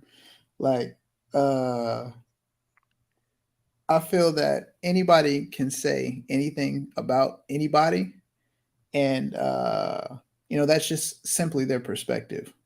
So I believe that I stand on all my principles, and I don't align with any blue pill or red pill. I align with success, and I am a 6-figure nigga. So hey, you better got my first 6 figures. Yeah, I got my first 6 figures in my 20s. It felt great, and I've just been winning ever since. So I just like to. I like to challenge people's, ideologies and, see. And I don't expect a lot of people to always align with me because, once you make it to certain levels, people just don't fundamentally get it. Once you go into certain rooms, not everybody's going to understand how to maneuver in those rooms. So it's just like, I don't necessarily align myself with a movement, founded on, I don't know necessarily the details or the history of the red pill or blue pill movement or whatever it is. It's just that, I move through life, the way I move, and, people generally align with me once they understand what my core values are. Well, if you should know, it's basically a way to bring talking points to a platform like this and have an understanding about mentality, nature, gender, roles in relationships and stuff like that. So, and behaviors as well. So having these are like tokens of identity, So what is the red pill? Can you break that down? Like what's the difference between a red pill and a blue pill? Women are children. Sorry, go ahead. I mean, honestly, it sounds. I mean, if I like that, Kayla. I like that comment, Kayla. Women are children. They need to be instructed on how to maneuver and move around. It's just like, it sounds good, maybe I would listen to it if it came from somebody that had, very valid points.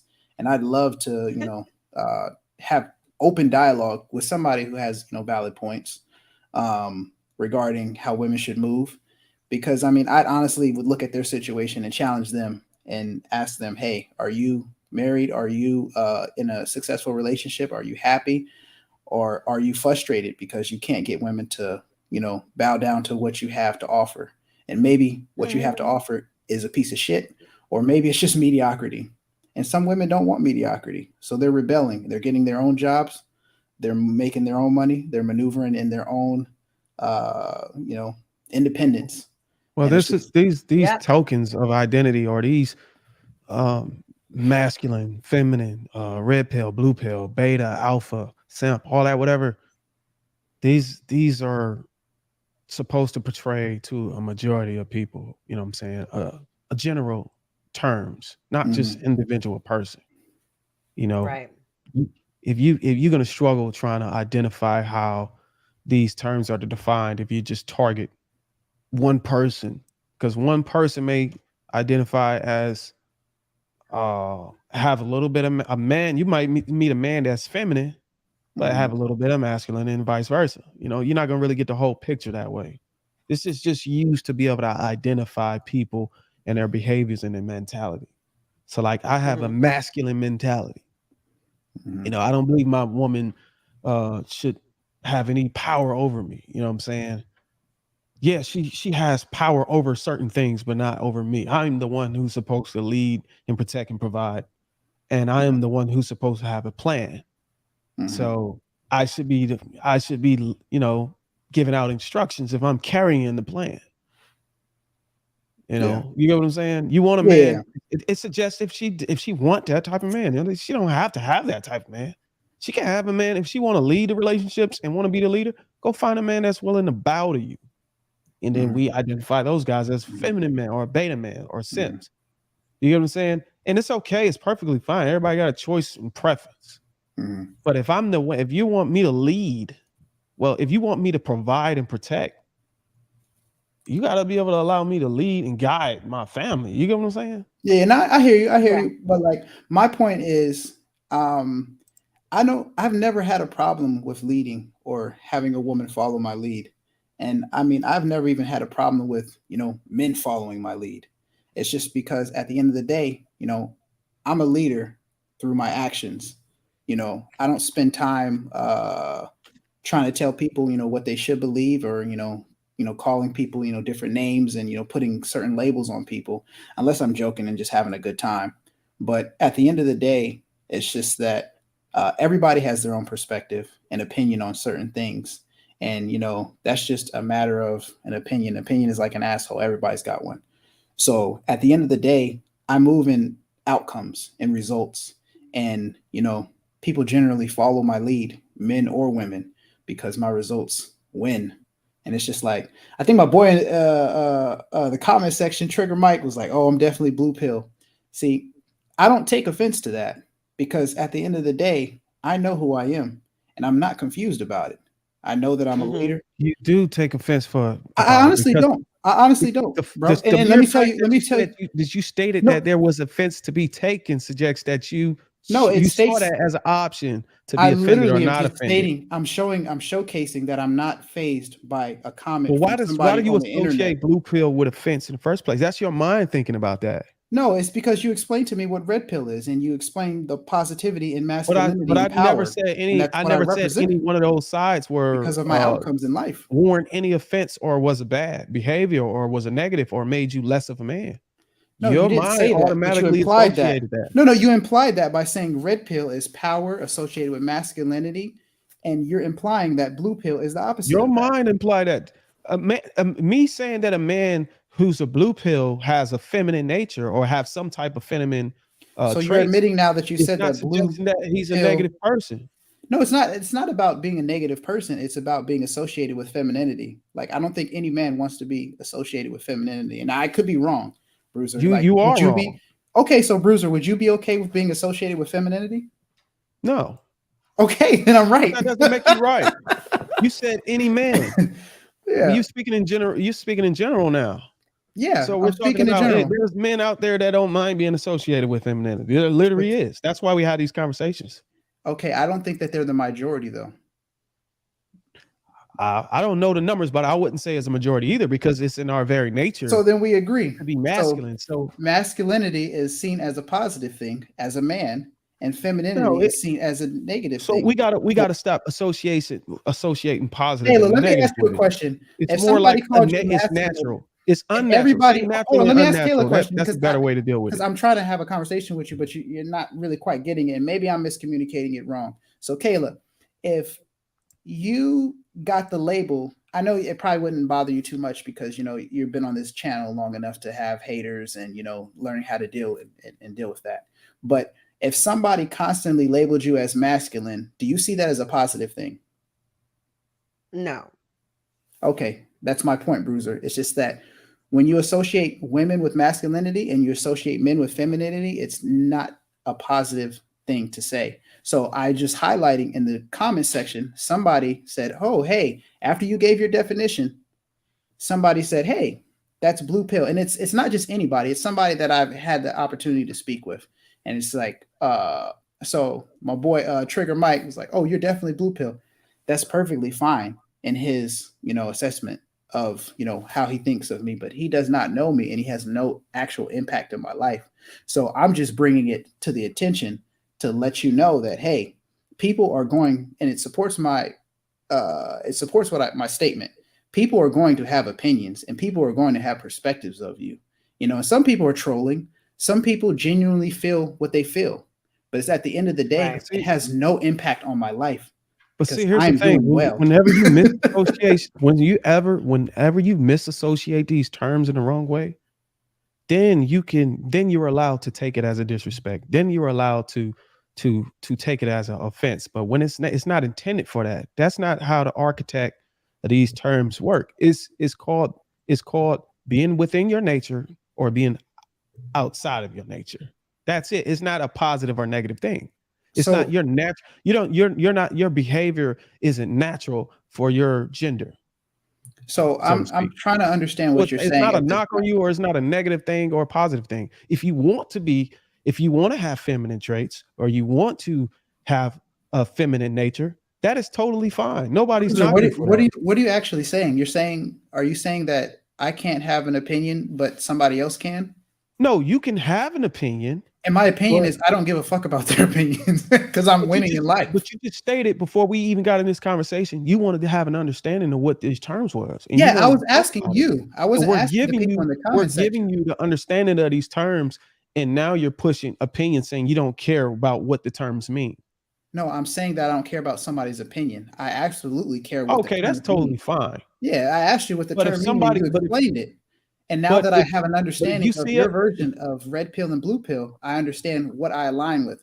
And I but if align you with see a success, woman, if you I see align a with winning, woman, and I'm if a you see a leader. woman in lingerie, hold on. If you see a woman in lingerie dancing on a pole, it's not an opinion to associate her with as a stripper. It's No, just it's probably a it's fact. I just mean, you're at a strip naturally club. it's a common thing, I don't it's her understand what you're nature. saying though.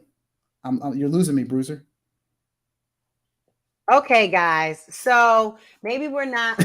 Maybe it's not coming together here, but let's just table it. It could come together later. It Yeah. definitely could. I just dropped the chat. I just dropped the link in the chat. Y'all got it? I don't see it. I see Hey, it in my chat, but I don't see it in everybody else's chat. you know how to pull up Sierra Shore's comment? Who's Sierra Shores again? Just somebody in the comments said, "Bruiser, stop the cap. Blue pill is looked at like simps. Be real." Yeah, so that right there is Uh-oh. the person's opinion. They added it on the end.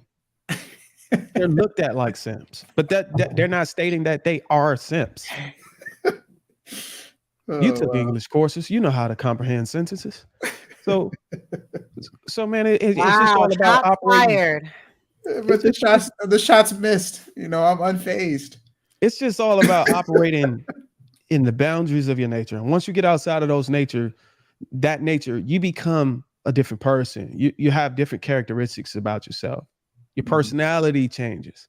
And when you bump into somebody who's the same as you can have conflict. You know what I'm saying? I'm trying to follow you. So you're saying that if I ran into somebody who's similar to me in my values and what I believe in, then I can have conflict? No, you're reshaping it so it's better fit for you to be able to understand, I think. I'm But if we genuinely just trying to ask understand what you're Kayla, saying, if though. we simply ask Kayla, hey, look, Kayla is a feminine woman. She has feminine traits. Okay. She probably don't want to run into a man who has the same traits as her. That's She understandable. wants him to be the I leader. mean, not She really, wants him unless to they're be the going to be like protector. best friends. Yeah, that's understandable. That makes sense. I can agree with Those that. guys who have For those feminine dating, traits, obviously not. those guys who have the same feminine traits as the woman that they're attracted to usually end up in the friend zone. I get that. I You would get what agree I'm with that. saying? Yeah, They know all the absolutely. sweet things to say to her. Uh, You know what I'm saying? They're simping most of the time. mhm. So a lot of women ain't gonna take them serious because they don't come with that leadership authority. You know what I'm saying? They don't come with that aggression, that protectiveness. You know what I'm saying? That Yeah. they feel safe around her or confidence.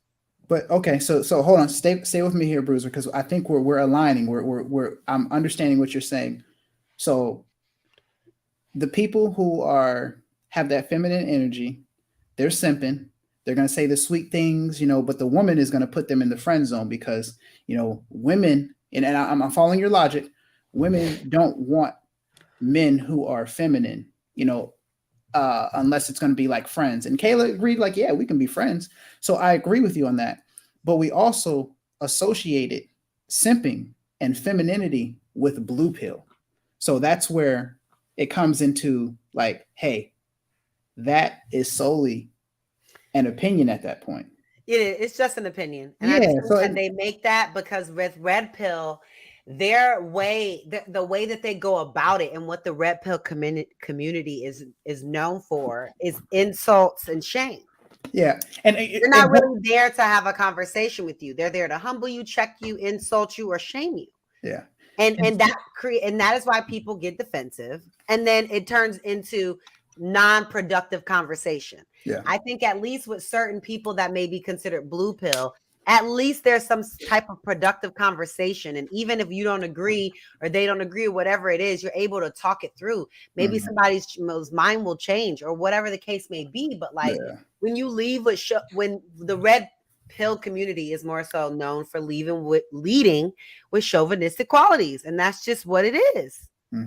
But even the government let's stay on the red pill thing because I just want to just add something real quick before you drop the government stuff because I know Bruiser, I know you can get deep in the government, so like I want to let you have your light and say all your points because I know they're coming, and no disrespect, but sticking on the red pill topic and like the chauvinistic ideology where you come up there and you shame women and shame men for not holding women accountable in certain aspects. Like I think the conversation definitely needs to be had, and I think it's a great showcase of the spectrum of men that are out there because you have certain men who are far on this red pill that they position themselves out of a relationship with a woman who has anything of value to say.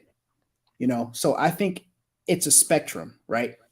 So it's just like these hard dudes, oh man, I deserve to have 10 women. Back in the day kings had XYZ and kings this and that. Like there comes a level you of ain't toxicity. No king. Exactly. You ain't come from a bloodline of kings. So even before that analogy, it comes to a level of nonsense because it's just like at the end of the day, you want to complain, and I'm not talking about anybody specific. It's just the people who align to that hard, red pill spectrum. They want to complain about women and what women aren't doing, what the modern woman is doing now. And it's just like, yes, it's an opinion. But at the end of the day, I look at most of these dudes and they're dudes with no real, I mean, they might have, the money, they might have the character, but they don't present themselves in a way to have, dialogue. And I don't think really too many women are going to align with that because, most of the time they're not leading women into like success. they're leading women into mediocrity, and they're just like, hey, I make $40,000. Motherhood. Yeah, I make $40,000 and riding and dying and all that shit. I make So you said these are $40,000. most of the men you know. No, I'm not saying most of men. I'm saying some of these men on the extreme. I'm talking about the extreme ones at this point. I think there's bad extremes on both sides of the spectrum, but the extreme ones on the side, they're like, hey, well, I don't think women should work. I make, $50,000 and, my woman should be at home cooking, cleaning, doing XYZ. And it's just like, that's really a personal dynamic. And I don't think mediocrity should be pushed on anybody, man or woman.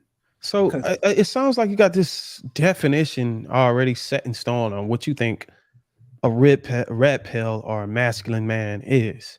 And I'm just here to tell you that is false.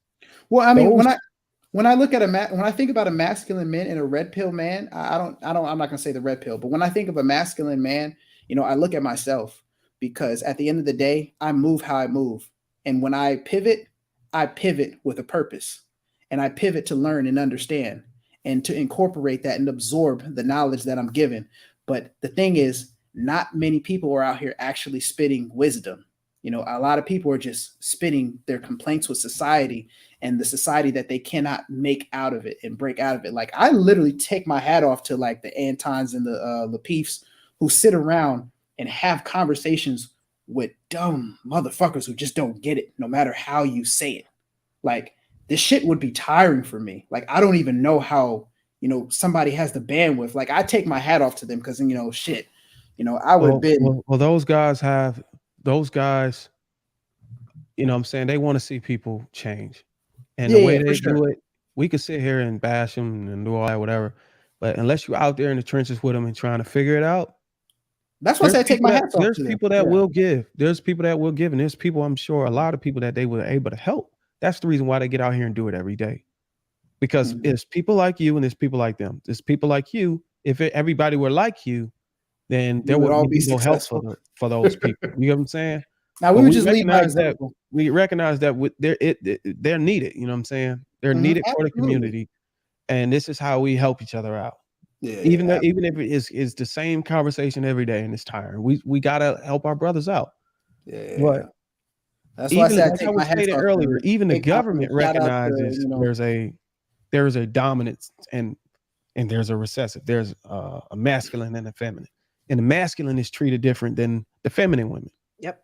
The femininity is protected, in certain scenarios in case relationships fail. So they have these safety nets because they are naturally, need to be led. They naturally need to be protected.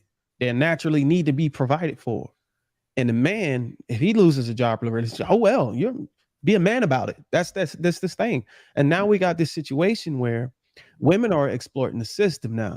So now they got these safety nets if their relationship fell. If they don't have anything, they got all this stuff to fall on.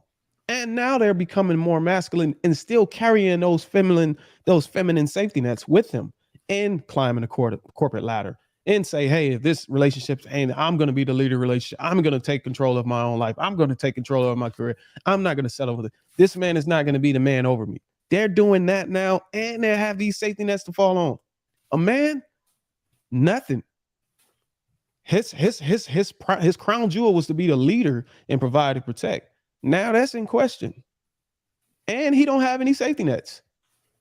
At worst, when he does leave a relationship, he gets his kids taken away from him and he gets half of his salary taken away in some cases. Yeah, absolutely. And no safety nets at all. And you know what they say? You know what the government said? Be a man about it. And if the government can recognize this, why can't we come here and talk about it and recognize it together? YouTube just have a way of identifying it as a red pill, blue pill. It's no offense, you know what I'm saying? Yeah, because the manosphere loves to label things. They love to label everything. It's a way to label things, and it works. It helps everybody on the whole YouTube network or internet understand what you're talking about. Yeah. So Kayla, let me ask you a question.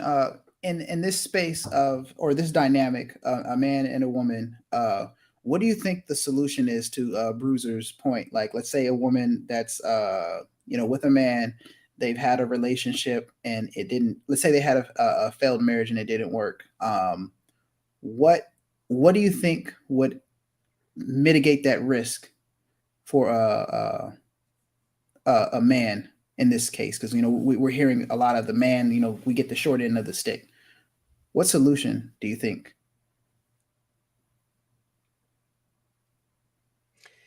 I think a good solution could be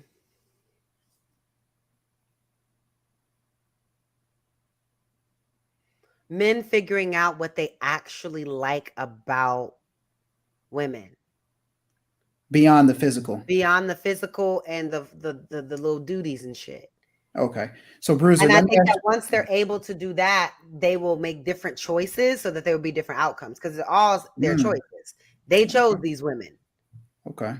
So Bruiser, let me ask you that same question. What do you think could be done to mitigate that risk? To mitigate the risk of what?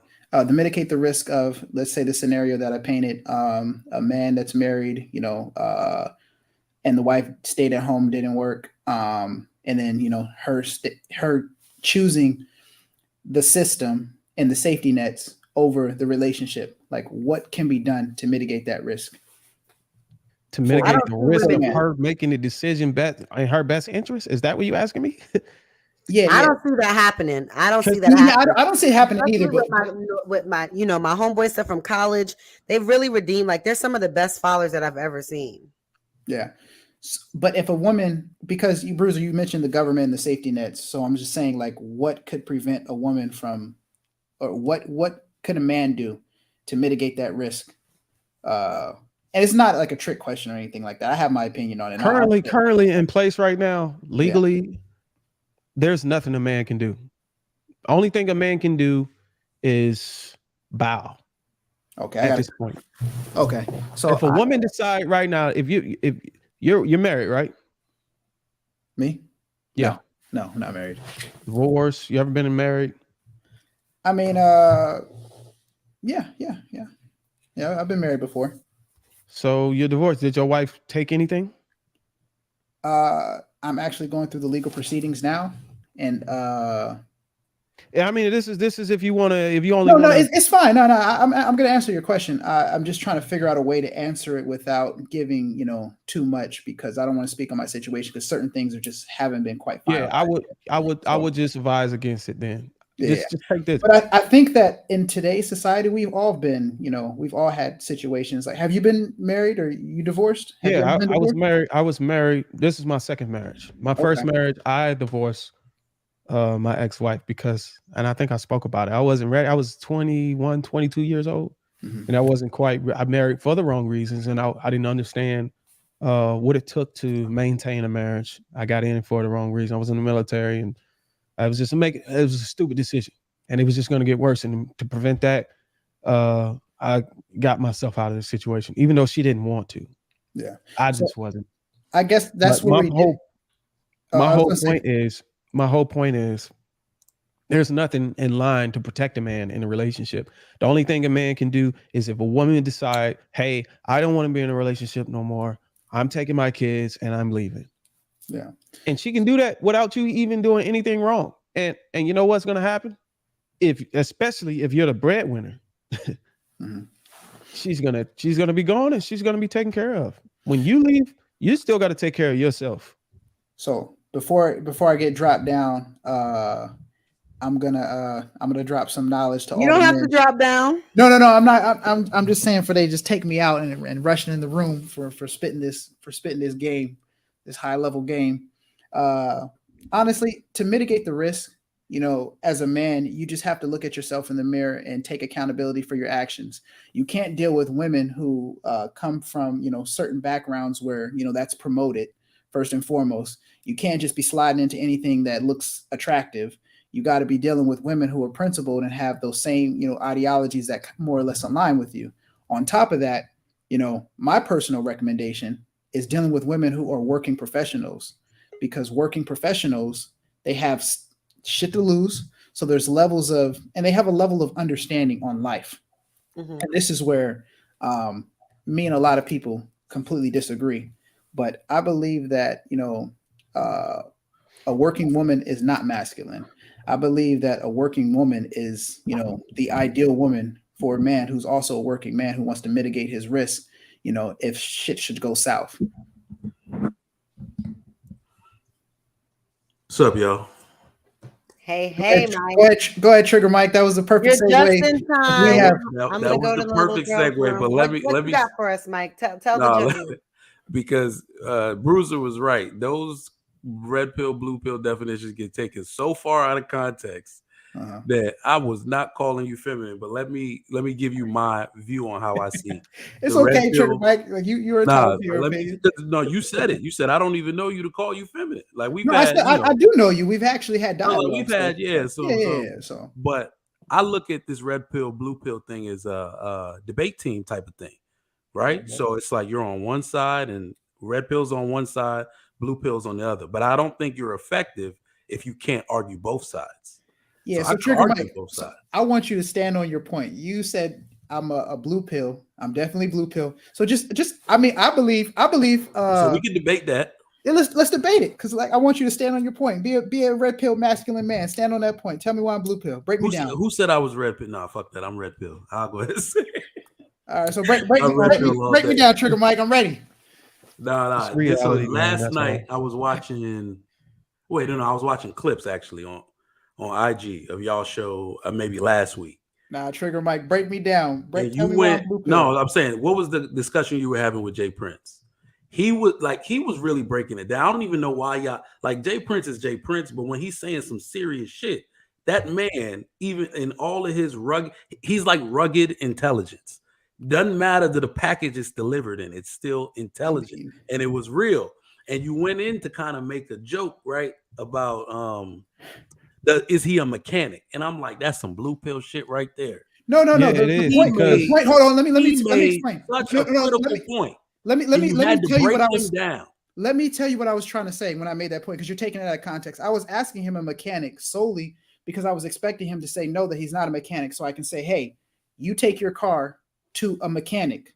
So it's the point I was making, that women also take their car to a mechanic.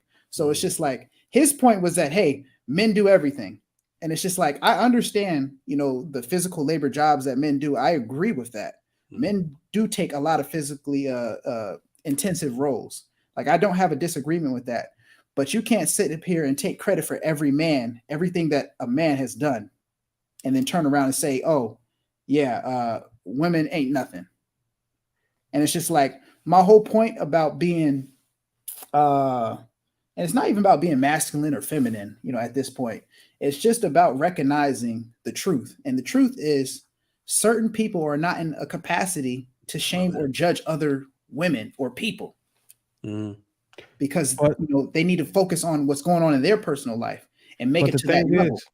But the thing is, it's allowed if you are a host of a show and you asking for people's perspective on specific topics. Absolutely. At that point, then it's allowed. But you're allowed to use your judgment. People actually, in this space right here, YouTube, people actually want you. They want to hear your response. They want to hear how you think. And that is when it's allowed. And it's okay to say it. And it's my opinion to challenge dumb ass ideologies. And I'm just going to say it just like that. It's okay to challenge it if you have something legitimate to say in response to it. But if you're just saying, if the man makes a statement and you say, oh, you're a mechanic or you're a cook and all, you for the sake of and for the sake of people listening and watching, you're taking the whole you're diluting his whole strength of his talking point by deviating totally from what he was saying, instead of responding like, okay, I understand why you say men, without men this world wouldn't be, or whatever he was saying. Honestly, you can go back to the clip. I was literally going to walk Jay Prince off a cliff, and then it turns out Jay Prince can do fucking everything. So I couldn't walk him off the cliff. I was trying to tell him to walk off. So I peeped that.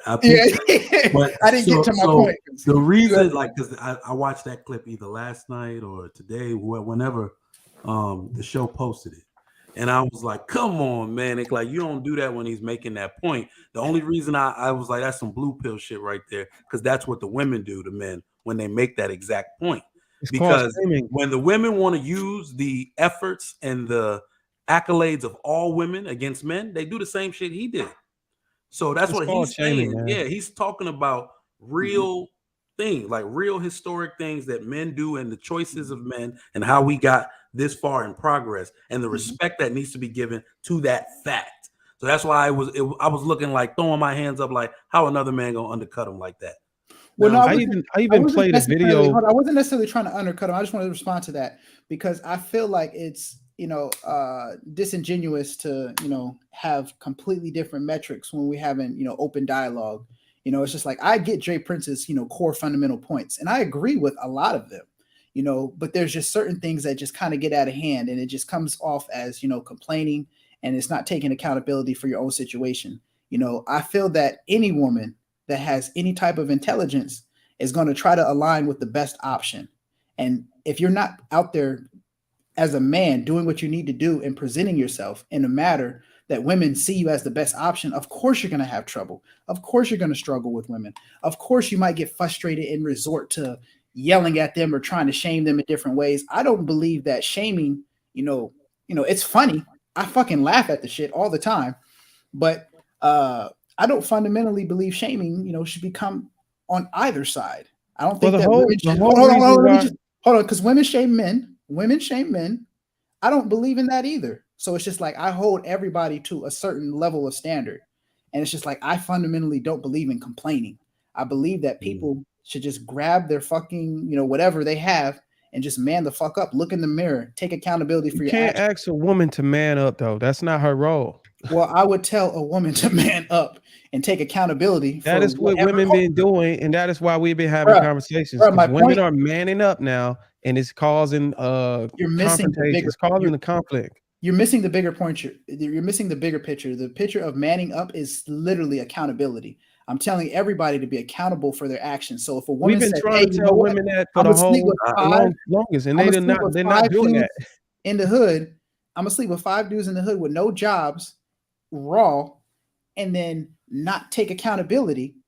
That's not a man up type of thing. That's a woman, choosing to live, a more reckless life, and she has to take accountability for her actions if she gets pregnant or catches an STI, STD, or whatever the case may be. So the manning up is just a simple, it's literally the same as taking accountability, and that's why she don't have to take. That's what we're trying to tell you. She do not have to take today. She don't have to take accountability for that. Then she'll stay single. That's because who's going to deal with a girl that's not taking accountability? That deal with their kids for them. Government assistance, programs, childcare programs, welfare, all that stuff. You're talking about a minority of people, bro. It doesn't matter who you are. Most women are not in poverty, and most women are not choosing the system over families. That's not my argument. My argument is women today don't have to take accountability for that. The government will take accountability for that. When a woman's relationship fail, she has these things set in stone to take accountability for if she make a mistake or she decides she don't want to be in a relationship because she doesn't like how you look anymore. She can go, you know what I'm saying? And have everything squared away for her so she can get into the next relationship. And if she take your alimony, she probably not going to get married because once she married, I think the alimony goes away. Yeah. So this is kind of like my point, in that this is why I believe to help mitigate the risk is like, as a man, you can take accountability and not deal with women who have that type of ideology, who come from like very, duress backgrounds where it's just like, hey, a man is gonna, if I can get pregnant by a man who's making good money, he's gonna save me. You can avoid those type of women and find women that align with you and your core values. And you can also mitigate that risk by dealing with a woman who has her shit together, because at the end of the day, if I'm making, let me ask you this: you're going through a divorce. Hold on. Why didn't your relationship work? Why didn't my relationship work? My relationship didn't work because I felt there was a certain level of disrespect and the line of threshold was crossed. So it's as simple as that. Like, I don't think you broke all of your own rules. I break all of my own rules. What you rules broke all of your own rules that you just told, your guidance, advice you just gave us. You didn't go by your own advice. No, I believe in accountability. And when somebody is not taking accountability, that's one thing. Being disrespectful is another. So it's just like, I don't tolerate disrespect. I don't have to tolerate disrespect. There's certain things that, and everybody's version of disrespect looks different because everybody has their own personal threshold. So it's just like I could say the same about anybody who's got a divorce. Like I think everybody would align that at some point there was a line of disrespect that was crossed.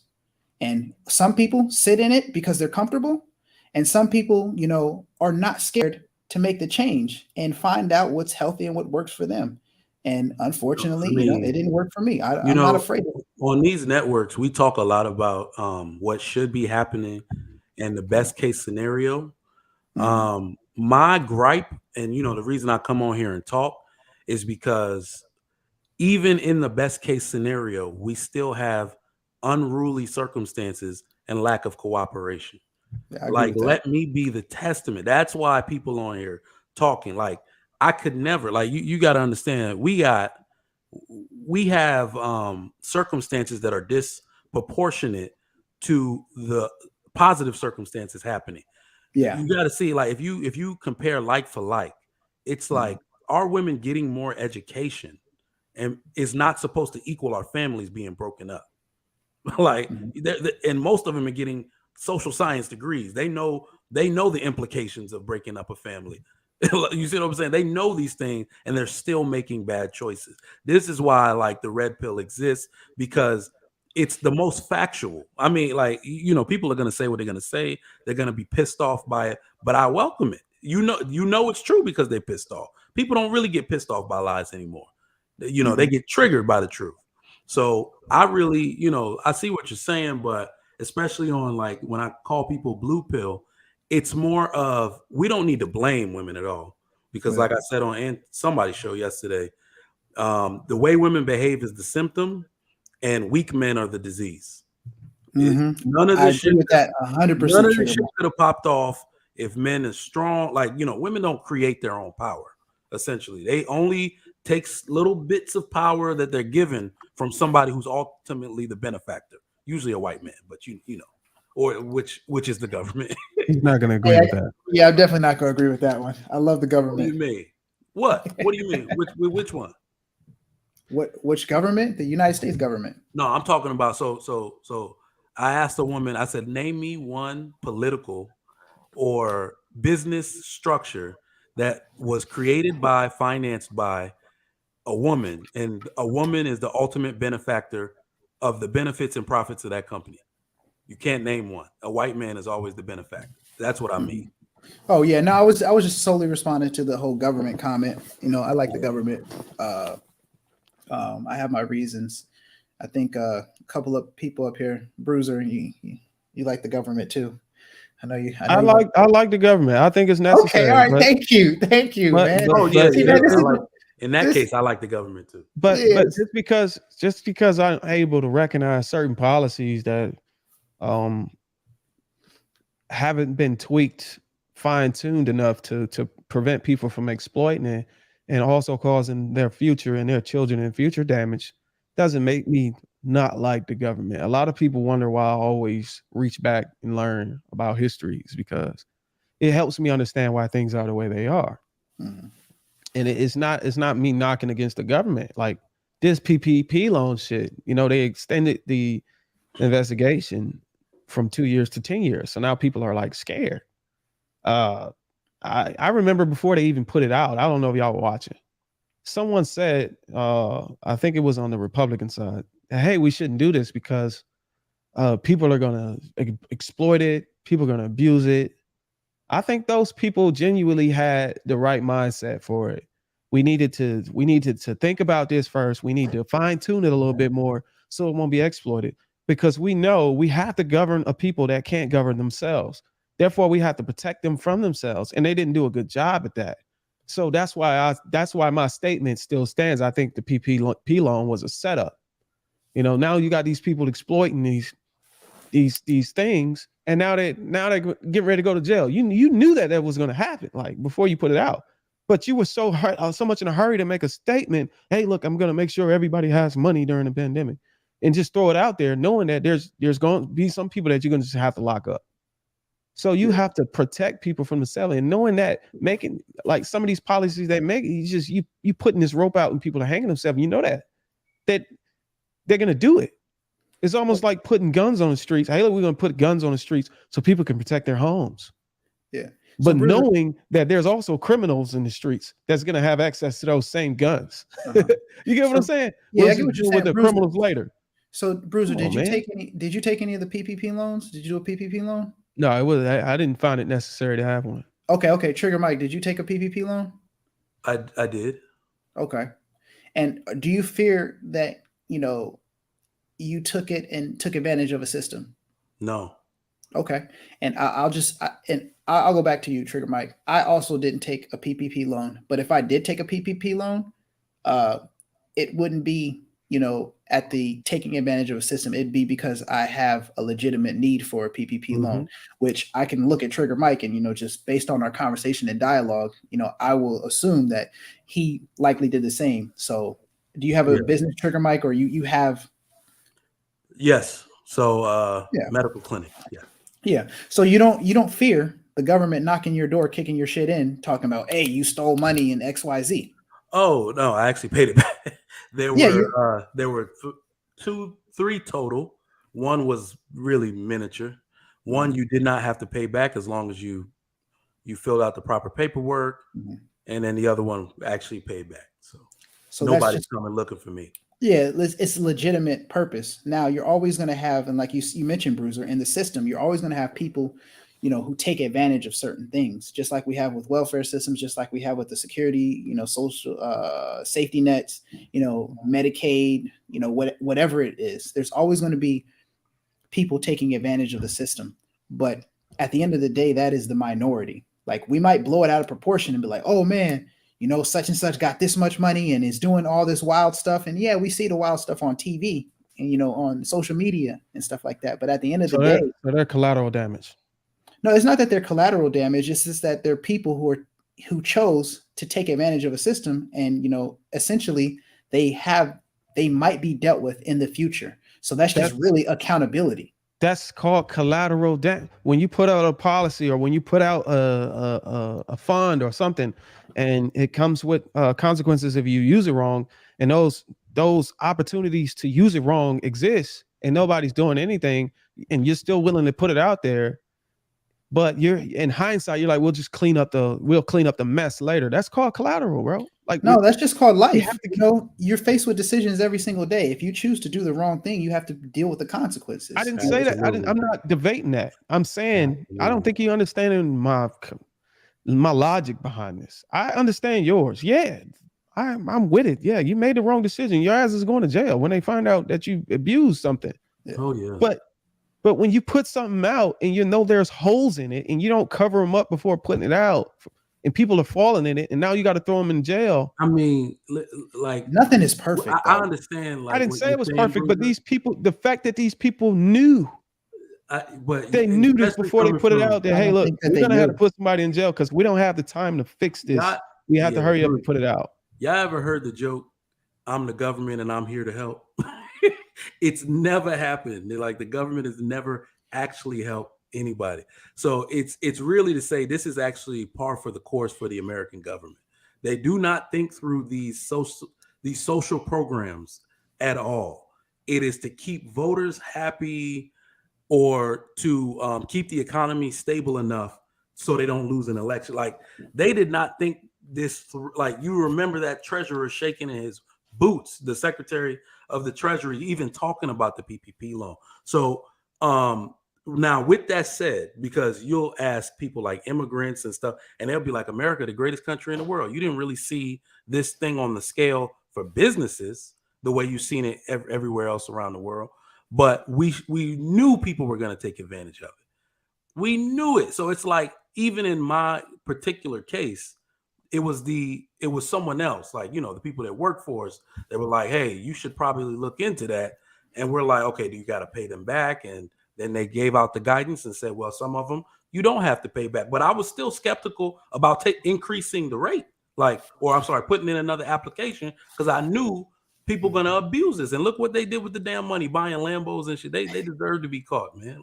Like, what kind of I didn't spend a dime. I was like, talk about itemized. I got the receipts for every baby diaper, everything I ordered for that damn clinic. I got the receipt. Like, I'm not playing with the government, man. Yeah. Yeah, they need to be put in jail. No, most definitely. I'm not arguing that. So go ahead and make your last comment. Manic, and we go ahead and shut it down. Okay, no, I didn't have any major comments. Like I agree with Trigger Mike. It's like you have to operate with the understanding that there's consequences to all of your actions. And this is why I preach accountability and getting away from looking at the things from like a pessimistic perspective, and that the government has aligned everything. There has been things that are not necessarily great, but there's also been some things that are good, and that's just the mix of life. For more commentary, follow me on IG at the Manic Genius. Bruiser, I'm always rocking with you. Trigger Mike, I'm rocking with you too, man. So it's just like I like to have fun. So yeah. So appreciate y'all. This is the Kayla show. Appreciate everybody who came on. Thanks, super chat. Make sure y'all like this video before leaving. Shout out to my show, The Groomsman Show, every Tuesday. It'll be on Tuesday night at 8:30. Check us out. Follow me on Instagram to figure out how to get to the show. Y'all take it easy, and we out. I appreciate y'all having me, Kay and Kayla. I'll definitely be back. All right, Jay, y'all take us out. Bruiser! You're like, I'm so fed up with you. Fed up, man. Fed up. All right, brother. All right, man. You be safe, man. Tell the family what's up.